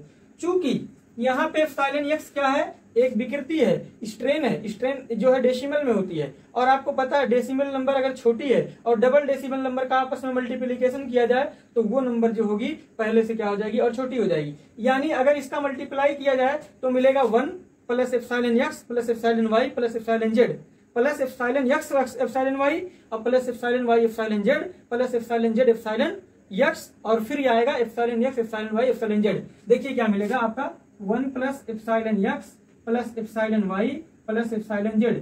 बाकी के जो पद आएंगे उसको छोड़ देंगे, उसको क्या कर देंगे आप, छोड़ देंगे, क्योंकि वो छोटे नंबर हो जाएंगे जिसे मतलब लिखना आवश्यक नहीं है। तो अब देखिए आपका फाइनल वॉल्यूम बराबर क्या आ गया, initial volume into 1 + epsilon x plus epsilon y और प्लस में क्या आ गया, एप्सिलॉन z हो गया, ठीक। इसको लिख देते हैं, बाकी वाले टर्म को क्या किया हमने, इसको छोड़ दिया, ठीक। अब देखिए फाइनल वॉल्यूम, यहाँ इनिशियल वॉल्यूम है, तो final volume divide by initial volume बराबर क्या हो जाएगा, 1 + epsilon x plus epsilon y और प्लस में क्या आ जाएगा, एप्सिलॉन z हो जाएगा। 1 को इधर भेज दिया जाएगा तो final volume divide by initial volume minus में 1 बराबर क्या हो जाएगा, तीनों डायरेक्शन में strain epsilon x plus epsilon y plus epsilon z होगा। अच्छा, इस चीज को अगर सॉल्व किया जाए, इसको सॉल्व किया जाए तो ये आएगा v dash final volume minus initial volume divide by final volume. अच्छा, फाइनल वॉल्यूम में से इनिशियल वॉल्यूम अगर आप घटा दे रहे हैं तो जो मिलेगा वो क्या बताएगा, चेंज इन वॉल्यूम बताएगा। तो यहाँ पे हो जाएगा आपका change in volume divide by क्या हो जाएगा, इनिशियल वॉल्यूम।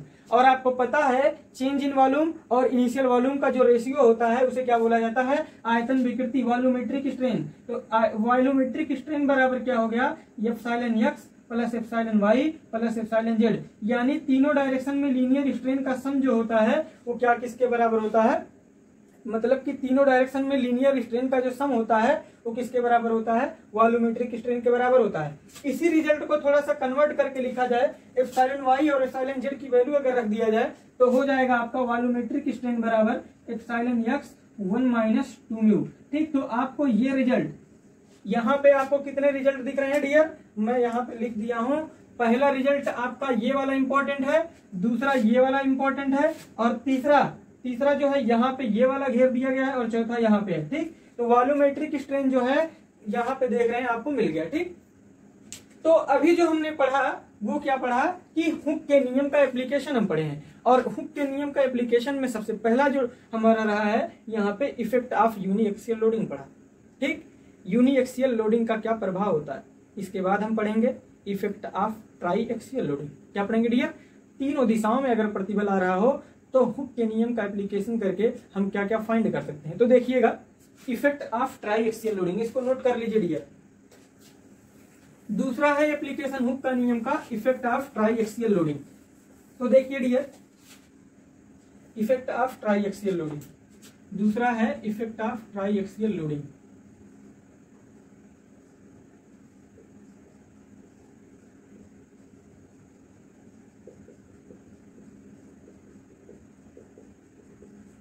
तीनों दिशा में अगर प्रतिबल आ रहा हो तो उस दशा में क्या इफेक्ट आएगा लोडिंग का। यहाँ पे देखिए, मान लेते हैं कि एक क्यूबिकल मेंबर है, जैसा कि चित्र में आप देख रहे हैं। इस पर x, y और z, इस पर x, y और z ये क्यूबिकल मेंबर है।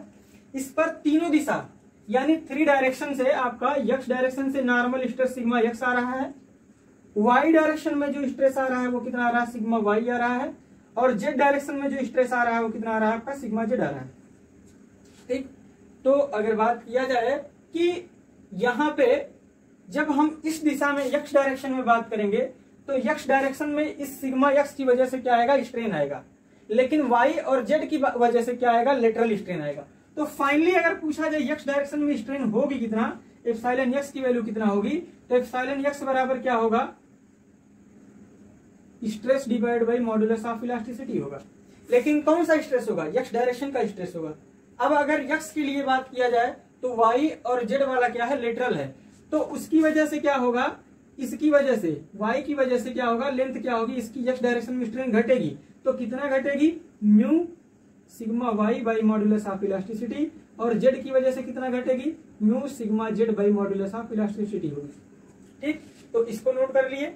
इसी तरह से एक रिजल्ट आपका यहाँ पे मिलता है, वाई डायरेक्शन में स्ट्रेन बराबर क्या होगा, sigma Y by modulus of elasticity minus में mu sigma Z by modulus of elasticity minus में mu sigma x by modulus of elasticity हो जाएगा। अच्छा, अगर एप्सिलॉन जेड की वैल्यू पूछा जाए जेड डायरेक्शन में स्ट्रेन, तो sigma Z by modulus of elasticity minus mu sigma x by modulus of elasticity minus mu sigma Y by modulus of elasticity. अच्छा, ये तीनों स्ट्रेन जो है, ये तीनों स्ट्रेन जो आई हुई है वो क्या है, एक्स वाई और जेड डायरेक्शन में लीनियर स्ट्रेन है।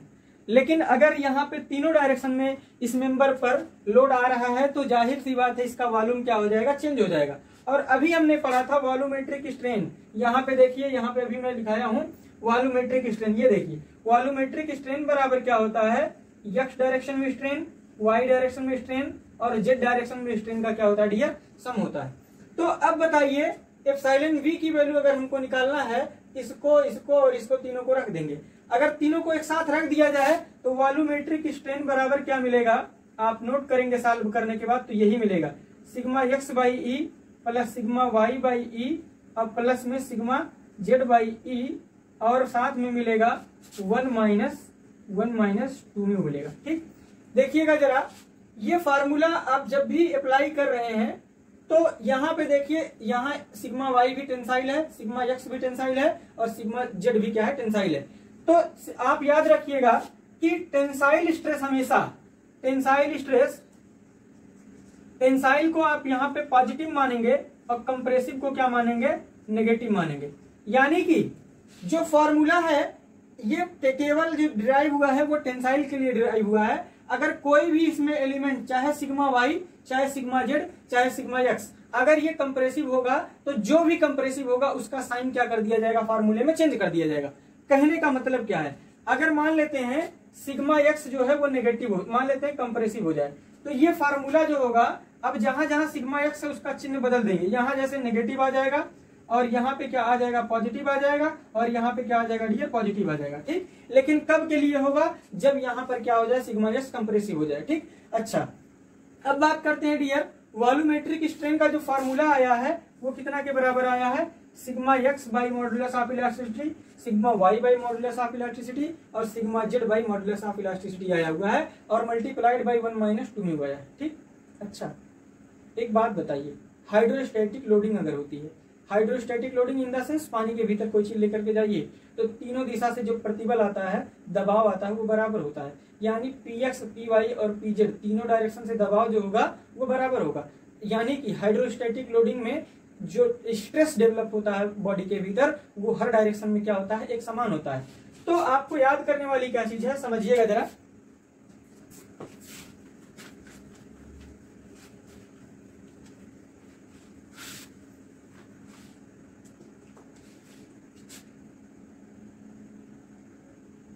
इन हाइड्रोस्टैटिक लोडिंग,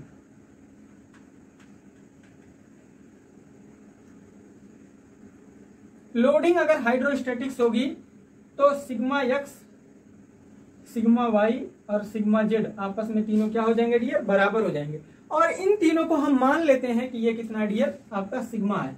ठीक, तो ये वाला जो फॉर्मूला आया है वॉल्यूमेट्रिक स्ट्रेन का, वॉल्यूमेट्रिक स्ट्रेन बराबर क्या हो जाएगा, sigma by E plus sigma by E plus sigma by E, यानी 3 सिग्मा बाई क्या हो जाएगा, मॉडुलस ऑफ इलास्टिसिटी हो जाएगा और 1 माइनस क्या हो जाएगा, 2 में हो जाएगा। अब एक बात बताइए डियर, आपको हमने पढ़ाया था बल्क मॉडुलस इलास्टिसिटी, चूंकि बल्क मॉडुलस इलास्टिसिटी बराबर क्या होता है, normal stress divide by volumetric strain होता है। तो अगर वॉल्यूमेट्रिक एप्सिलॉन बी बराबर लिखा जाए तो एप्सिलॉन बी की जगह पे क्या होगा, सिग्मा बाई के होगा। इस इनपुट कर दीजिए तो सिग्मा बाई के बराबर क्या हो जाएगा, 3 sigma by E 1 minus 2 mu. अब एक बात बताइए, ये सिग्मा कैंसिल हो जाएगा तो ई बराबर क्या आ जाएगा डियर, ई बराबर 3k 1 माइनस 2 म्यू। ये बहुत ही इंपॉर्टेंट रिजल्ट है डियर, ई बराबर 3k 1 माइनस 2 म्यू, बहुत ही इंपॉर्टेंट रिजल्ट है। इसको क्या कर लेना है, आपको रट्टा मार के तैयार कर लेना है, ठीक। तो जो भी चीजें यहाँ पे लिखी गई हैं उसको क्या करना है, एक बार नोट करिए अपने नोट्स में, और कुछ भी छूटने नहीं पाएगा डियर। जो भी क्वेश्चन है आपके क्रिस्टल क्लियर सॉल्व कराऊंगा, ठीक। अब देखिए, हमने पढ़ा effect of uniaxial loading, effect of triaxial loading, ठीक। तो ये हुक के नियम का 2 एप्लीकेशन हम लोग कर चुके, हुक के नियम का 2 एप्लीकेशन हम लोग कर चुके हैं, ठीक। अब जो है हमारा अगला टॉपिक होगा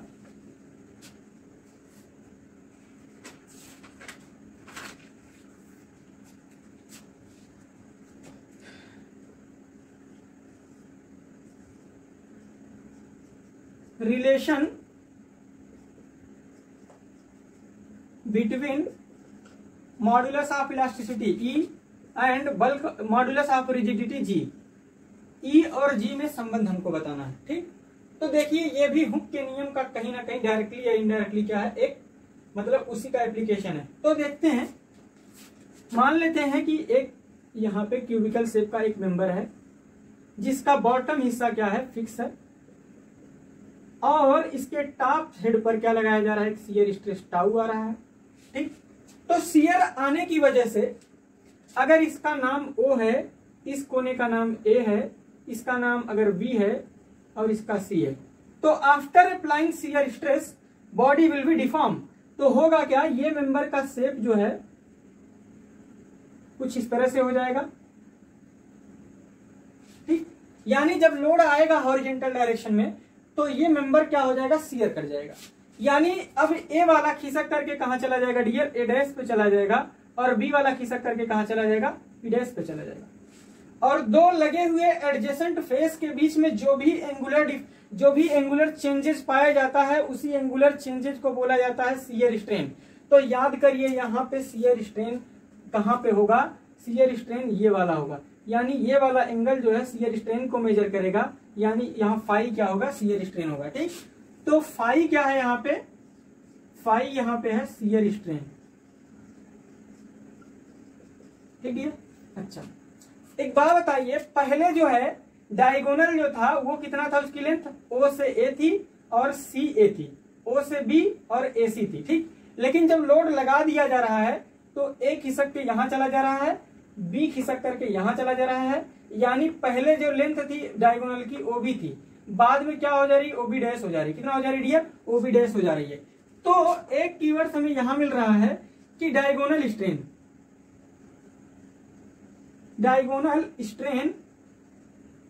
डायगोनल स्ट्रेन बराबर क्या है, फाइनल डायगोनल कितना हो जा रहा है, OB डैश हो रहा है, इनिशियल डायगोनल कितना है, OB है, तो चेंज इन डायगोनल कितना होगा, फाइनल माइनस इनिशियल होगा, और डिवाइड बाय इनिशियल कर देंगे तो क्या मिल जाएगा, आपका डायगोनल स्ट्रेन मिल जाएगा। तो डायगोनल स्ट्रेन बराबर क्या हो जाएगा आपका, OB dash minus OB divide by OB हो जाएगा, ठीक। तो ये रिप्रेजेंट करेगा आपके डायगोनल स्ट्रेन को, ठीक। अच्छा, अब एक बात बताइए डियर, पूछा जाता है पेपर में अक्सर ऑब्जेक्टिव में, डायगोनल स्ट्रेन और शियर स्ट्रेन के बीच रिलेशन क्या होता है। तो डायगोनल स्ट्रेन और शियर स्ट्रेन में यही रिलेशन होता है कि डायगोनल स्ट्रेन शियर स्ट्रेन का हमेशा क्या होता है डियर, आधा होता है। डायगोनल स्ट्रेन बराबर क्या होता है, आधा होता है किसका, शियर स्ट्रेन का, ठीक। अच्छा, एक चीज और याद रखना है, ई और जी में रिलेशन क्या आता है सॉल्व करने पे, एक बड़ा सा डेरिवेशन है, ई बराबर 2G 1 प्लस म्यू आता है। ई बराबर क्या आता है डियर, ई बराबर 2G 1 प्लस म्यू आता है। आपके पास हमने जो रिजल्ट अब तक नोट कराए हैं ई और जी में संबंध के, एक रिलेशन है ई बराबर 3k 1 minus 2 mu, most important result, और एक अभी पाए ई बराबर 2G 1 प्लस म्यू, ठीक है ना। ये एक इंपॉर्टेंट रिजल्ट है, इसको हमने नोट कर लिया। अगर इन दोनों को आपस में बराबर कर दिया जाए तो म्यू बराबर क्या आता है, म्यू बराबर आपका म्यू बराबर 3k minus 2G divide by 6k plus 2G आता है।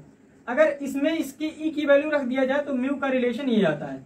अच्छा, अगर म्यू की वैल्यू किसी एक में रख दिया जाए, चाहे ऊपर वाले में चाहे नीचे वाले में, तो म्यू की वैल्यू अगर किसी एक में रख दिया जाए तो ई बराबर आता है 9 kg divided by 3k plus G आता है।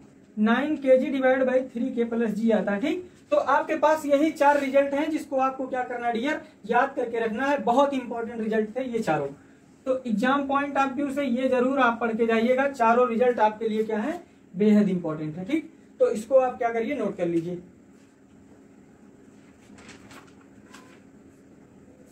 अब हमने 3 एप्लीकेशन पढ़ लिए हुक के नियम का। अब चौथा एप्लीकेशन पढ़ेंगे,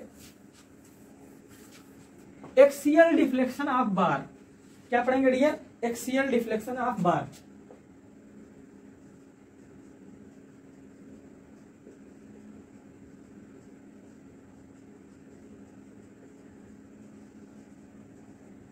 देखिएगा जरा, मान लेते हैं ये कोई स्प्रिंग है, इस पर कोई लोड एफ लगाया जा रहा है। जब स्प्रिंग को खींचते हैं आप,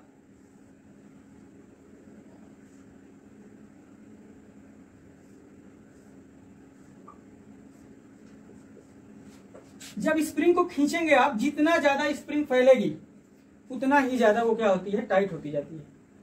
आपने पढ़ा होगा क्लास 9th में या फिर 10th में पढ़ा होगा, एफ बराबर के एक्स। यक्स क्या है, डिफॉर्मेशन है।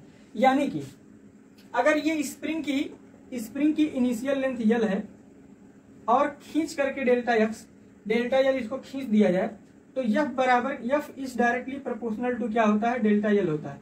यानी लंबाई जितना ज्यादा बढ़ाएंगे आप उतना ही ज्यादा बल की आवश्यकता होगी। तो एफ बराबर क्या आता है यहाँ पे, के इंटू डेल्टा यल आता है। जहां क्या के क्या है, जहां के को बोलते हैं आप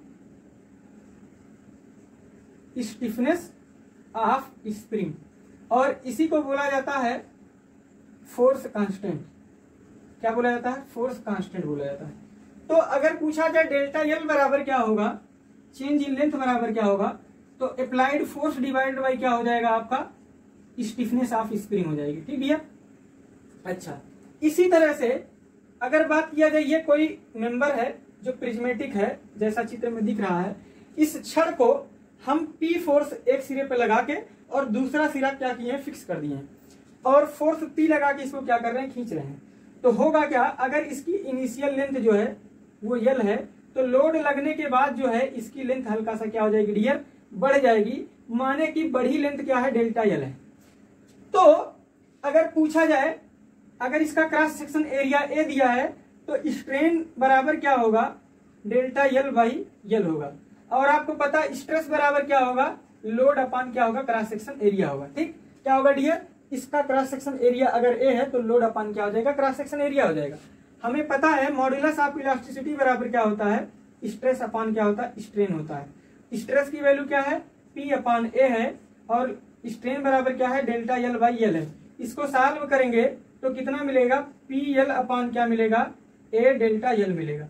अगर डेल्टा यल बराबर निकाला जाए, चेंज इन लेंथ बराबर, तो आएगा पी यल अपान क्या आ जाएगा, ए ही आ जाएगा। ठीक, अच्छा, पी यल अपान क्या आ जाएगा, ए ही आ जाएगा। अच्छा, ये बताइए इसे क्या लिखा जा सकता है, पी यानी अप्लाइड फोर्स डिवाइड बाई ए क्या है, एरिया ऑफ बार है, ई क्या है, मॉड्यूलस ऑफ इलास्टिसिटी ऑफ बार है, और यल क्या है, उसकी इनिशियल लेंथ है।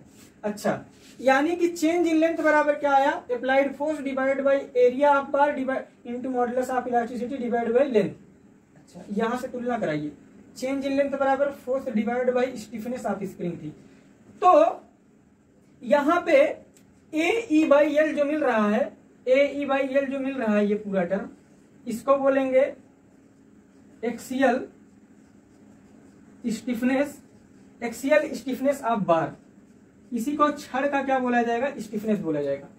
ठीक, अच्छा, के का जस्ट उल्टा क्या कहलाता है, के के उल्टे को फ्लेक्सिबिलिटी ऑफ स्प्रिंग बोला जाता है। तो यहां पे स्प्रिंग की फ्लेक्सिबिलिटी अगर बात किया जाए तो क्या होगा, 1/k होगा। यानी कि किसी छड़ की या किसी स्प्रिंग का के ज्यादा होगा तो उसको खींचने में ज्यादा बल की जरूरत पड़ेगी, के अगर ज्यादा होगा तो बल की ज्यादा जरूरत पड़ेगी, तभी वो फैलेगा। ठीक, इसी तरह से जिस छड़ का एरिया ज्यादा होगा, इलास्टिसिटी ज्यादा होगा, और लेंथ क्या होगा, कम होगा, लेंथ छोटी हो, एरिया ज्यादा हो, इलास्टिसिटी ज्यादा हो, तो उसको खींचने के लिए उतना ही ज्यादा बल की जरूरत पड़ेगी। क्वेश्चन मार्क, लेंथ बढ़ाएंगे आसानी होगी खींचने में, एरिया बढ़ाएंगे कठिनाई होगी खींचने में, इलास्टिसिटी बढ़ाएंगे कठिनाई होगी खींचने में। यानी कि अगर बात किया जाए स्टिफनेस यानी छड़ की मजबूती की, तो छड़ की मजबूती जो है, अगर स्ट्रेंथ की बात किया जाए, स्ट्रेंथ ऑफ बार की बात किया जाए, तो directly proportional to A E by क्या होगा, यल होगा। लेंथ बढ़ाएंगे तो उस छड़ की स्ट्रेंथ क्या हो जाएगी डियर, घट जाएगी। एरिया बढ़ाएंगे तो क्रॉस सेक्शन यानी मोटाई बढ़ा देंगे, छड़ की स्ट्रेंथ बढ़ जाएगी। इलास्टिसिटी बढ़ा देंगे तो स्ट्रेंथ क्या हो जाएगी, बढ़ जाएगी। तो इसको नोट कर लेना है।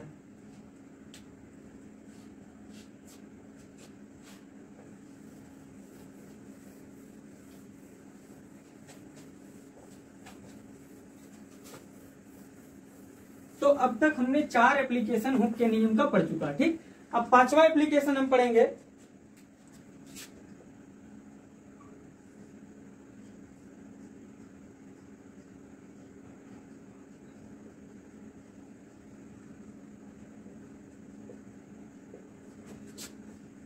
स्टेप बार जो है उसका डिफ्लेक्शन, यानी कि एक ऐसी छड़ जिसका क्रॉस सेक्शन एरिया लंबाई के साथ साथ क्या हो, कांस्टेंट हो, लेकिन अचानक में फिर उसका क्रॉस सेक्शन क्या हो जाए, बदल जाए।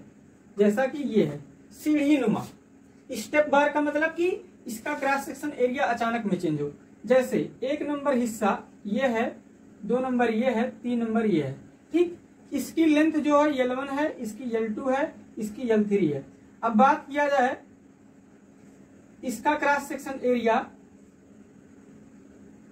इसका क्रॉस सेक्शन एरिया मान लेते हैं A1 है, इसका A2 है, इसका A3 है।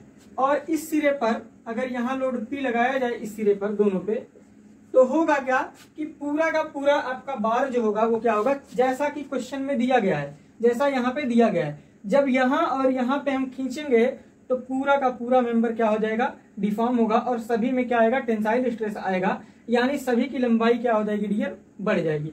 तो टोटल इलांगेशन पूछता है क्वेश्चन में, टोटल कितना बढ़ोतरी होगी, तो टोटल जो है इलांगेशन क्या होगा, पहले में इलांगेशन, दूसरे में इलांगेशन और तीसरे में हुए इलांगेशन का क्या होगा, जो भी है उसका सम होगा।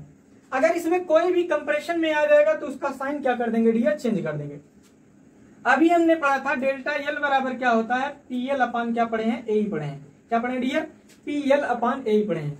तो एक बात आइए, डेल्टा एल बराबर क्या होगा, पहले में बढ़ोतरी पूछा जाए तो पहले में लगाया फोर्स क्या है, पी है, लंबाई L1 है, एरिया A1 है।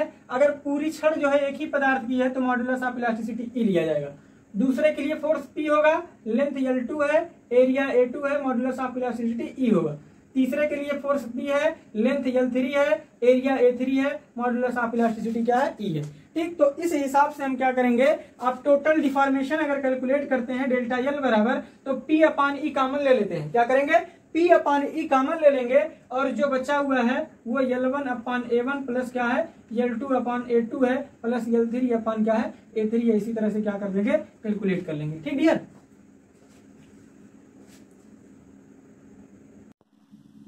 तो डियर अब तक हमने एप्लीकेशन ऑफ हुक्स लॉ में उसके 5 एप्लीकेशन पढ़ चुका है। पहला एप्लीकेशन पढ़े थे इफेक्ट ऑफ यूनिएक्सियल लोडिंग, दूसरा एप्लीकेशन हमने पढ़ा है इफेक्ट ऑफ ट्राईएक्सियल लोडिंग, और तीसरा फिर पढ़े हैं आप ई और जी में रिलेशन, चौथा पढ़े हैं एक्सियल डिफ्लेक्शन ऑफ बार, और 5वां पढ़े हैं axial deflection of step bar. ये 5 एप्लीकेशन हमने अहम पढ़ चुके हैं स्ट्रेंथ ऑफ मटेरियल में हुक्स लॉ के, ठीक। अब 6वां एप्लीकेशन क्या होने वाला है, 6वां एप्लीकेशन है deflection of tapering bar. Tapering bar का मतलब क्या होता है, 6वां देखिएगा, deflection of tapering bar, deflection of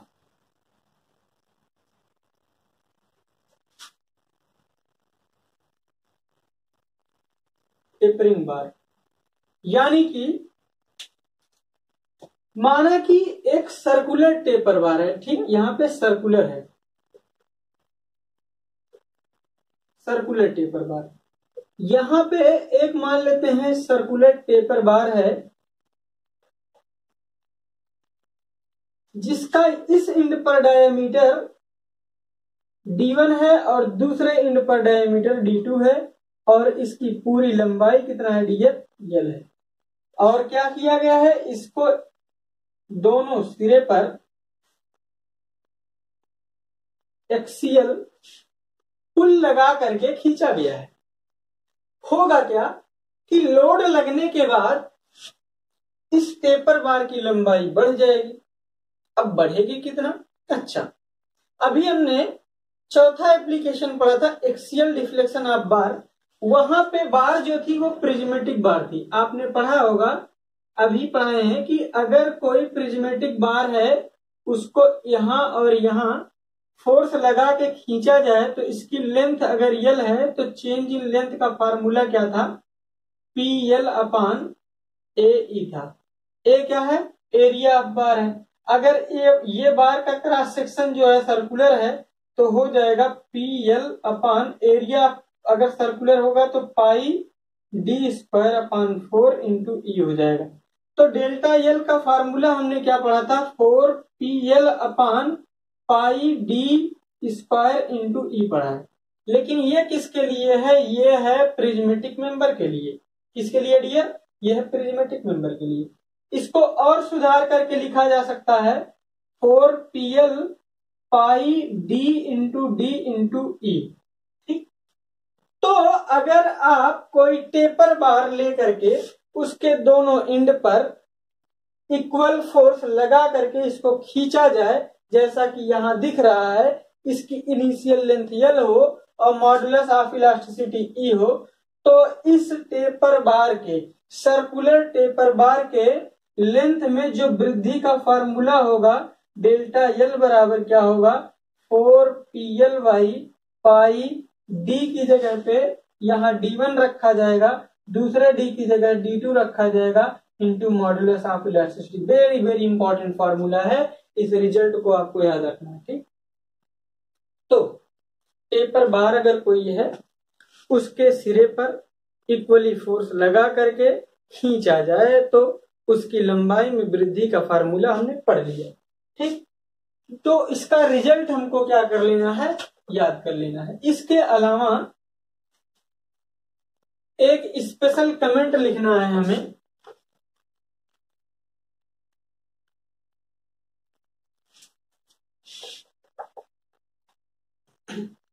वो कमेंट ये होगा, एक टेपर बार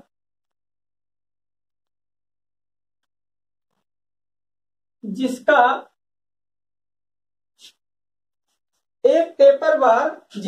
एक सिरे पर डायमीटर D1 की जगह पे D है और दूसरे पर डायमीटर कितना है?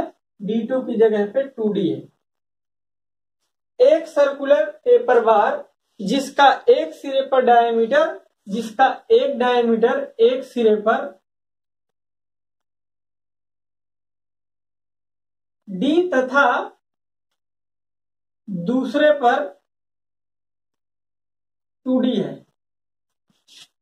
अगर इसका डिफ्लेक्शन किया जाए तो एक्चुअल फार्मूले के आधार पर जो डिफ्लेक्शन आएगा और औसत व्यास के आधार पर जो डिफ्लेक्शन आएगा, उन दोनों के रिजल्ट में कितने परसेंट की त्रुटि होगी तो वो लिखा जाएगा कि 11.3% की एरर आएगी। कितने की आएगी?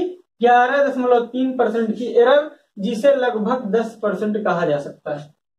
क्या कहने का मतलब हुआ कि एक टेपर बार है जिसका एक सिरे पे डायमीटर D है, दूसरे पे 2D है, तो एक्चुअल फार्मूले के आधार पर डिफ्लेक्शन डेल्टा L बराबर क्या होगा? 4 P L divide by pi D1 की जगह पे D और D2 की जगह पे 2D और D इंटू 2D का मल्टीप्लाई करेंगे तो 2D square into modulus of elasticity आ जाएगा। लेकिन ये तो एक्चुअल के आधार पे है। अगर D और 2D का आप एवरेज ले लेते हैं तो औसत व्यास जो मिलेगा, D एवरेज जो मिलेगा उसकी वैल्यू क्या होगी? D और 2D का सम करके आधा कर लीजिए तो ये 1.5D होगी। और आपने पढ़ा है प्रिज्मेटिक बार की लेंथ में वृद्धि का फार्मूला डेल्टा L बराबर 4 PL by pi D square into E पढ़ा है। लेकिन यहाँ D क्या लिया जाएगा? D एवरेज लिया जाएगा। तो एक बात बताइए, यहाँ पे जब सॉल्व करेंगे तो 4PL डिवाइड बाई पाई और इंटू डी एवरेज की जगह पे 1.5 कैपिटल डी का whole square into modulus of elasticity होगी। तो डेल्टा एल जब सॉल्व करेंगे तो 4PL divide by 2.25 pi D square into E आ जाएगा। ठीक डियर, ये चेंज इन लेंथ है किसके आधार पे, ये एक्चुअल के आधार पे है और ये किसके आधार पे है, आपके एवरेज के आधार पे, ये है एवरेज के आधार पे।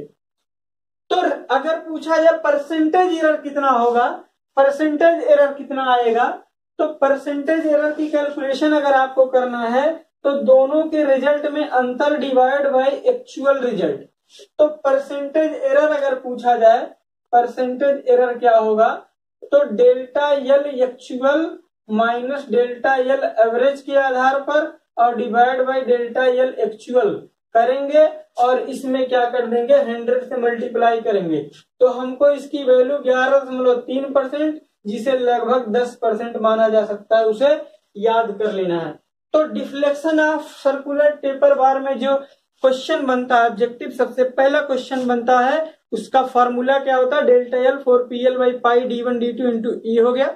दूसरा फॉर्म जो क्वेश्चन बनता है वो ये बनता है, एक जो है सर्कुलर टेपर बार है जिसका एक सिर रहने पर डायमीटर d है, दूसरे पे 2d है। अगर उसका डिफ्लेक्शन कराया जाए सेम लोड लगा करके, एक औसत एक एवरेज के आधार पे एक एक्चुअल के आधार पे, तो दोनों के रिजल्ट में कितने परसेंट की एरर होगी, तो 11.3% की एरर होगी। इसको आपको क्या कर लेना है, याद कर लेना है। ठीक, तो हमने 6 एप्लीकेशन, अब तक 6 एप्लीकेशन जो है हुक के नियम का कर चुके हैं। अब 7वां एप्लीकेशन हम पढ़ने वाले हैं, डिफ्लेक्शन ऑफ, अभी पढ़े डिफ्लेक्शन ऑफ सर्कुलर टेपर बार, लेकिन इसके बाद वाला पढ़ेंगे डिफ्लेक्शन ऑफ टेपर बार। क्या पढ़ेंगे डियर, डिफ्लेक्शन ऑफ टेपर बार। आपका 7वां एप्लीकेशन है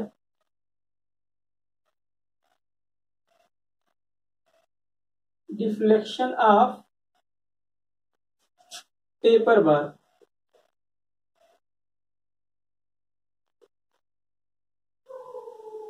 मतलब क्या हुआ, देखिए क्या है कि एक टेपर बार है,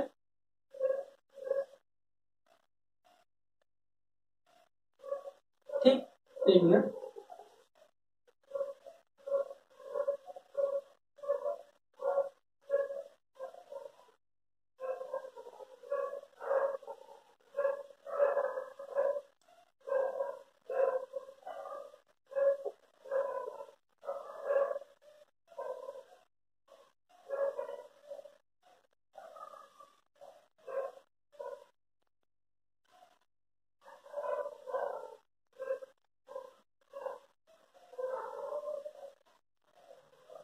जैसा कि चित्र में दिख रहा है, एक टेपर बार है जिसकी जो विड्थ है या फिर कह सकते हैं थिकनेस, ये वाली डायमेंशन वो कांस्टेंट है, लेकिन यहाँ पे थिकनेस T1 है और यहाँ पे थिकनेस क्या है, T2 है। और इस पर लोड लगा करके क्या किया जा रहा है, इसको खींचा जा रहा है।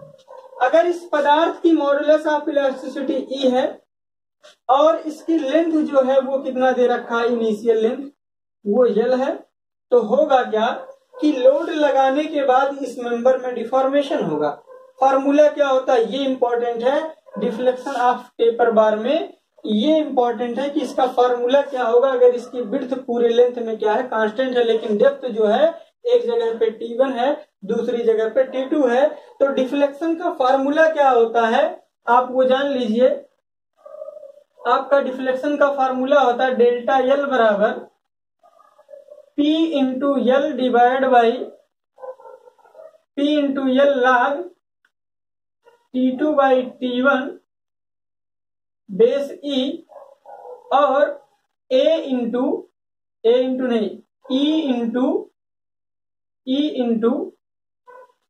इंटू T2 माइनस T1 होता है। ठीक, ये किसका डिफ्लेक्शन का फार्मूला है, इस बार का डिफ्लेक्शन का फार्मूला है जब ये एक बार टेपर है और साथ में इसकी डायमेंशन जो है वो विड्थ कांस्टेंट है, लेकिन डेप्थ जो है वो क्या कर रही है, वेरी कर रही है। ठीक, तो क्वेश्चन क्या बनता है, ये डेल्टा एल का फॉर्मूला बनता है और साथ में ये पूछता है डिफ्लेक्शन जो है वो किस तरह से वेरी करता है, तो लॉगरिथमिक रूप में वेरी करता है। कैसे वेरी करता है, ये लॉगरिथमिक वेरिएशन होता है।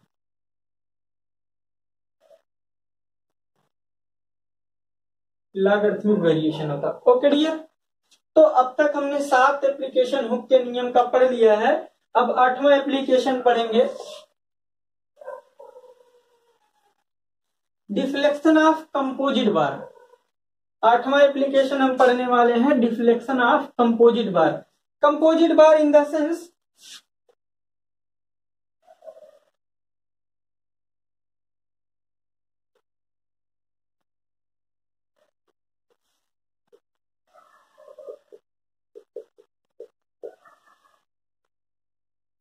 देखिए, मान लेते हैं कोई बार है जिसकी लेंथ जो है वो L है, लेकिन ये 2 पदार्थ से मिलके बनी है। एक जो है वो स्टील है और दूसरा आपका है कॉपर। ठीक, अब इसको, ये दोनों पूरी तरह से चिपके हुए हैं और इसके सिरहने पर लोड P लगा करके, इस पर P और इधर P फोर्स लगा करके इसको क्या किया जा रहा है, खींचा जा रहा है। तो यहाँ पे जो क्वेश्चन राइज होते हैं वो समझिएगा जरा। ये स्टील है, ये है कॉपर, तो जाहिर सी बात है इनकी सामर्थ्य अलग अलग होगी। इसकी इलास्टिसिटी ES होगी, इसकी EC होगी। दोनों की लेंथ क्या है डियर, L है। अगर हम खींचेंगे इसको P फोर्स लगा करके, तो कुछ फोर्स ये बियर करेगा, कुछ फोर्स ये बियर करेगा।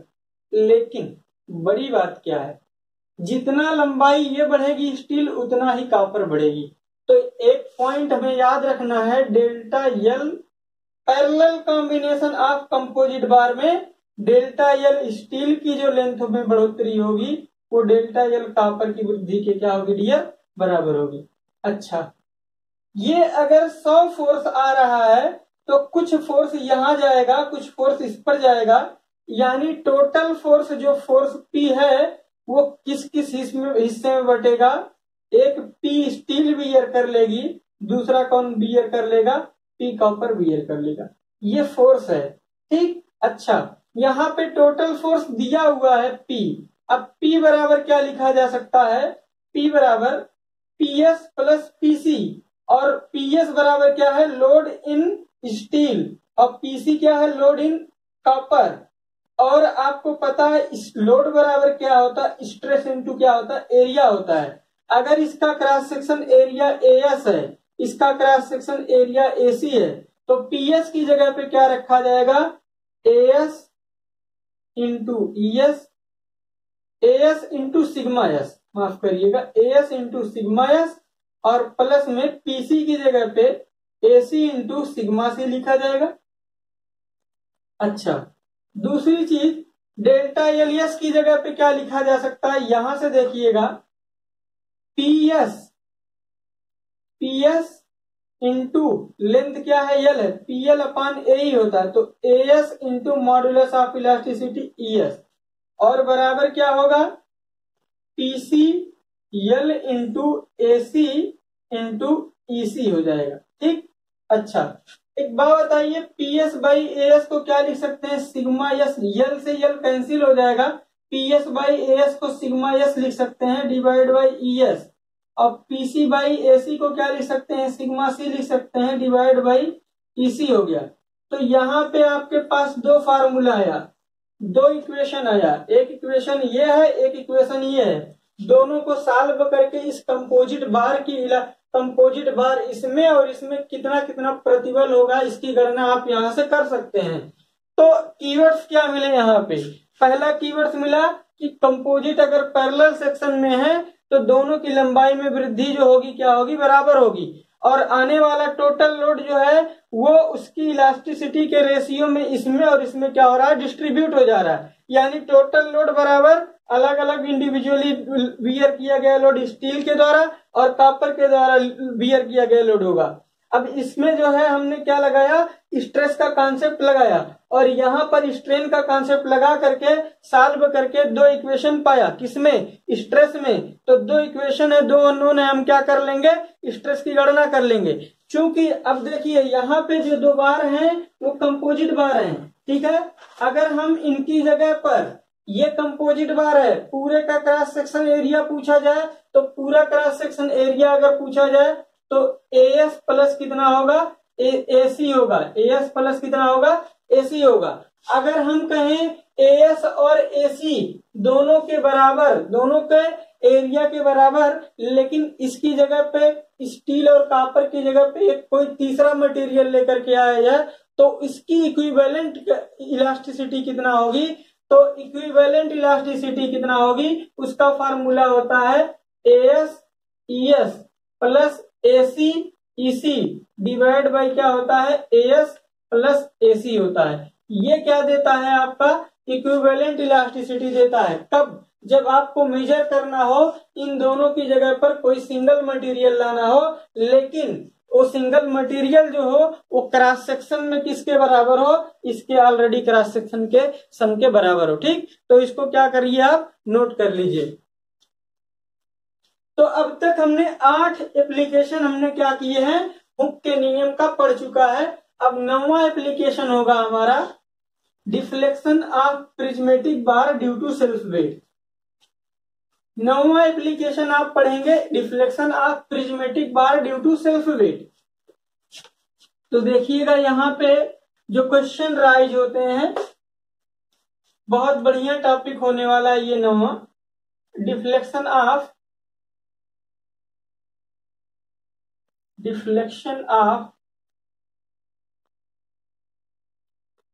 प्रिज्मेटिक बार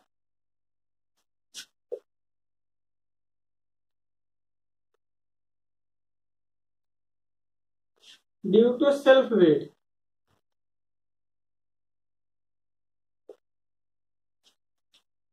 यहां पे देखिए एक प्रिज्मेटिक मेंबर है जिसका क्रॉस सेक्शन पूरी लेंथ में यूनिफॉर्म है।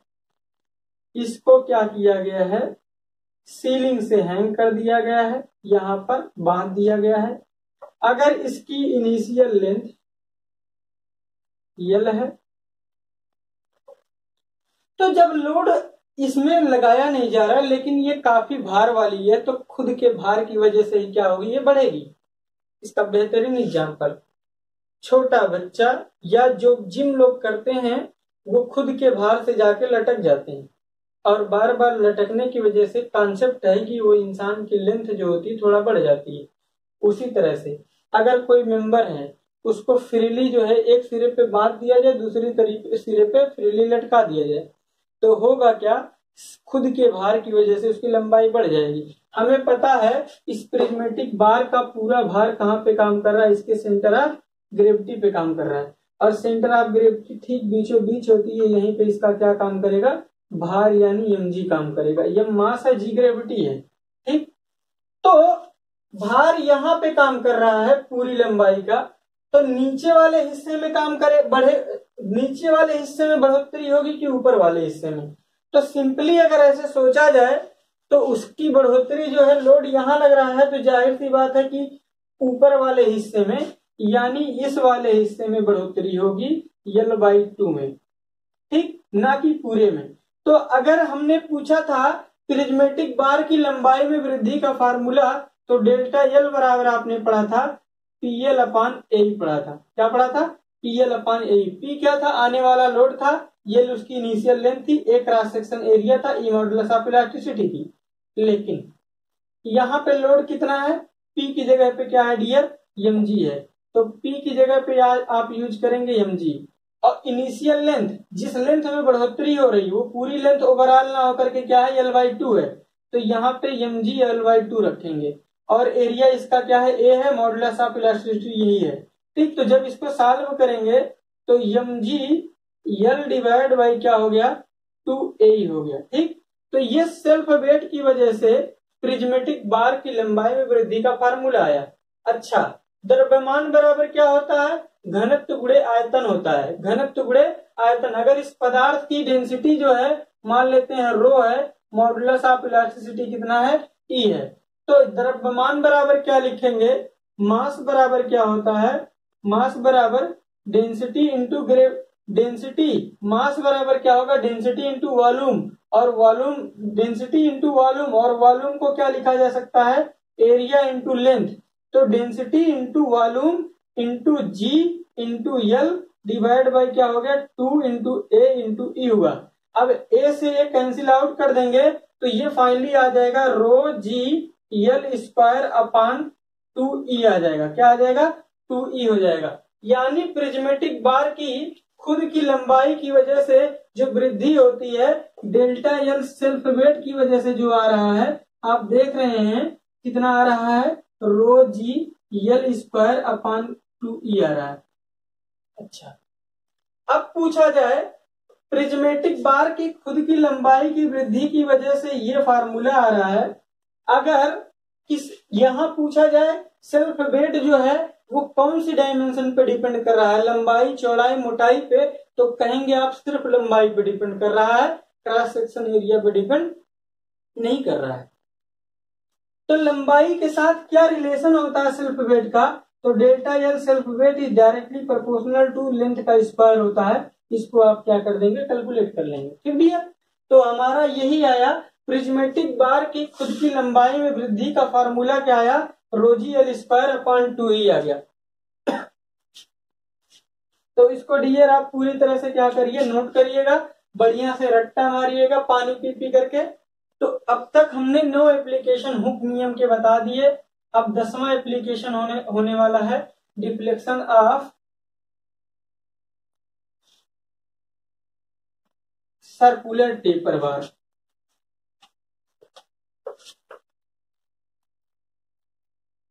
Deflection of circular taper bar due to self weight, या फिर deflection of conical bar, deflection of conical bar due to self weight. तो समझिएगा जरा, अगर कोई प्रिज्मेटिक बार है, ये देखिए ये कोई प्रिज्मेटिक बार है, मेंबर है, हमने पढ़ा क्या, अगर इसकी इनिशियल लेंथ जो है वो एल है, डेंसिटी रो है, और इलास्टिसिटी ई है, तो सेल्फ वेट का फार्मूला क्या पढ़े, प्रिज्मेटिक के लिए सेल्फ वेट का फार्मूला पढ़े 1 बाय रो जी एल स्क्वायर अपान 2 पढ़ा। अगर ये कोनिकल बार होगी तो क्या रिजल्ट आएगा, यानी कि इसको मान लेते हैं इसे 3 त्रिभुज में तोड़ दिया जाए। देखिएगा जरा,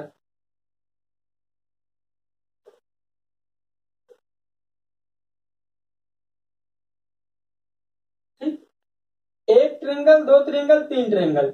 अब इस वाले हिस्से को खत्म कर दिया जाए, इस वाले हिस्से को खत्म कर दिया जाए, तो यानी अब जो बचा हुआ हिस्सा है वो प्रिज्मेटिक का 1/3 बचा हुआ। कितना बचा हुआ है, 1/3। इसलिए आप क्या करेंगे, इसके फार्मूले में 1/3 और लगा देंगे, यानी डेल्टा एल सेल्फ वेट की वजह से जो डिफ्लेक्शन आएगा वो 1/6 रो जी एल स्क्वायर अपॉन क्या आ जाएगा, ई आ जाएगा, ठीक। तो ये क्या रिजल्ट आया, कोनिकल बार का सेल्फ वेट की वजह से डिफ्लेक्शन का फार्मूला आया। क्वेश्चन क्या पूछा जाता है, ये इंपॉर्टेंट है, क्वेश्चन ये पूछा जाता है सेम लेंथ की एक ही पदार्थ की, सेम लेंथ की एक ही पदार्थ की, सेम लेंथ की एक ही मटेरियल की, अगर एक प्रिज्मेटिक बार हो और एक कोनिकल बार हो, तो उनकी लंबाई में वृद्धि जो होगी उसका अनुपात क्या होगा। आपने पढ़ा है डेल्टा एल प्रिज्मेटिक बराबर रो जी एल स्क्वायर अपान 2 पढ़ा है। और अगर कोनिकल की बात किया जाए सेम लेंथ की एक ही मटेरियल की, तो रो जी एल सब कॉमन है और यहाँ पे 6 आ जाएगा, ठीक। अब पूछा गया है कि प्रिज्मेटिक और कोनिकल में रिलेशन क्या होता है, तो ऊपर वाले को prismatic divide by delta L conical अगर किया जाए सॉल्व करने पे तो 3/1 आएगा।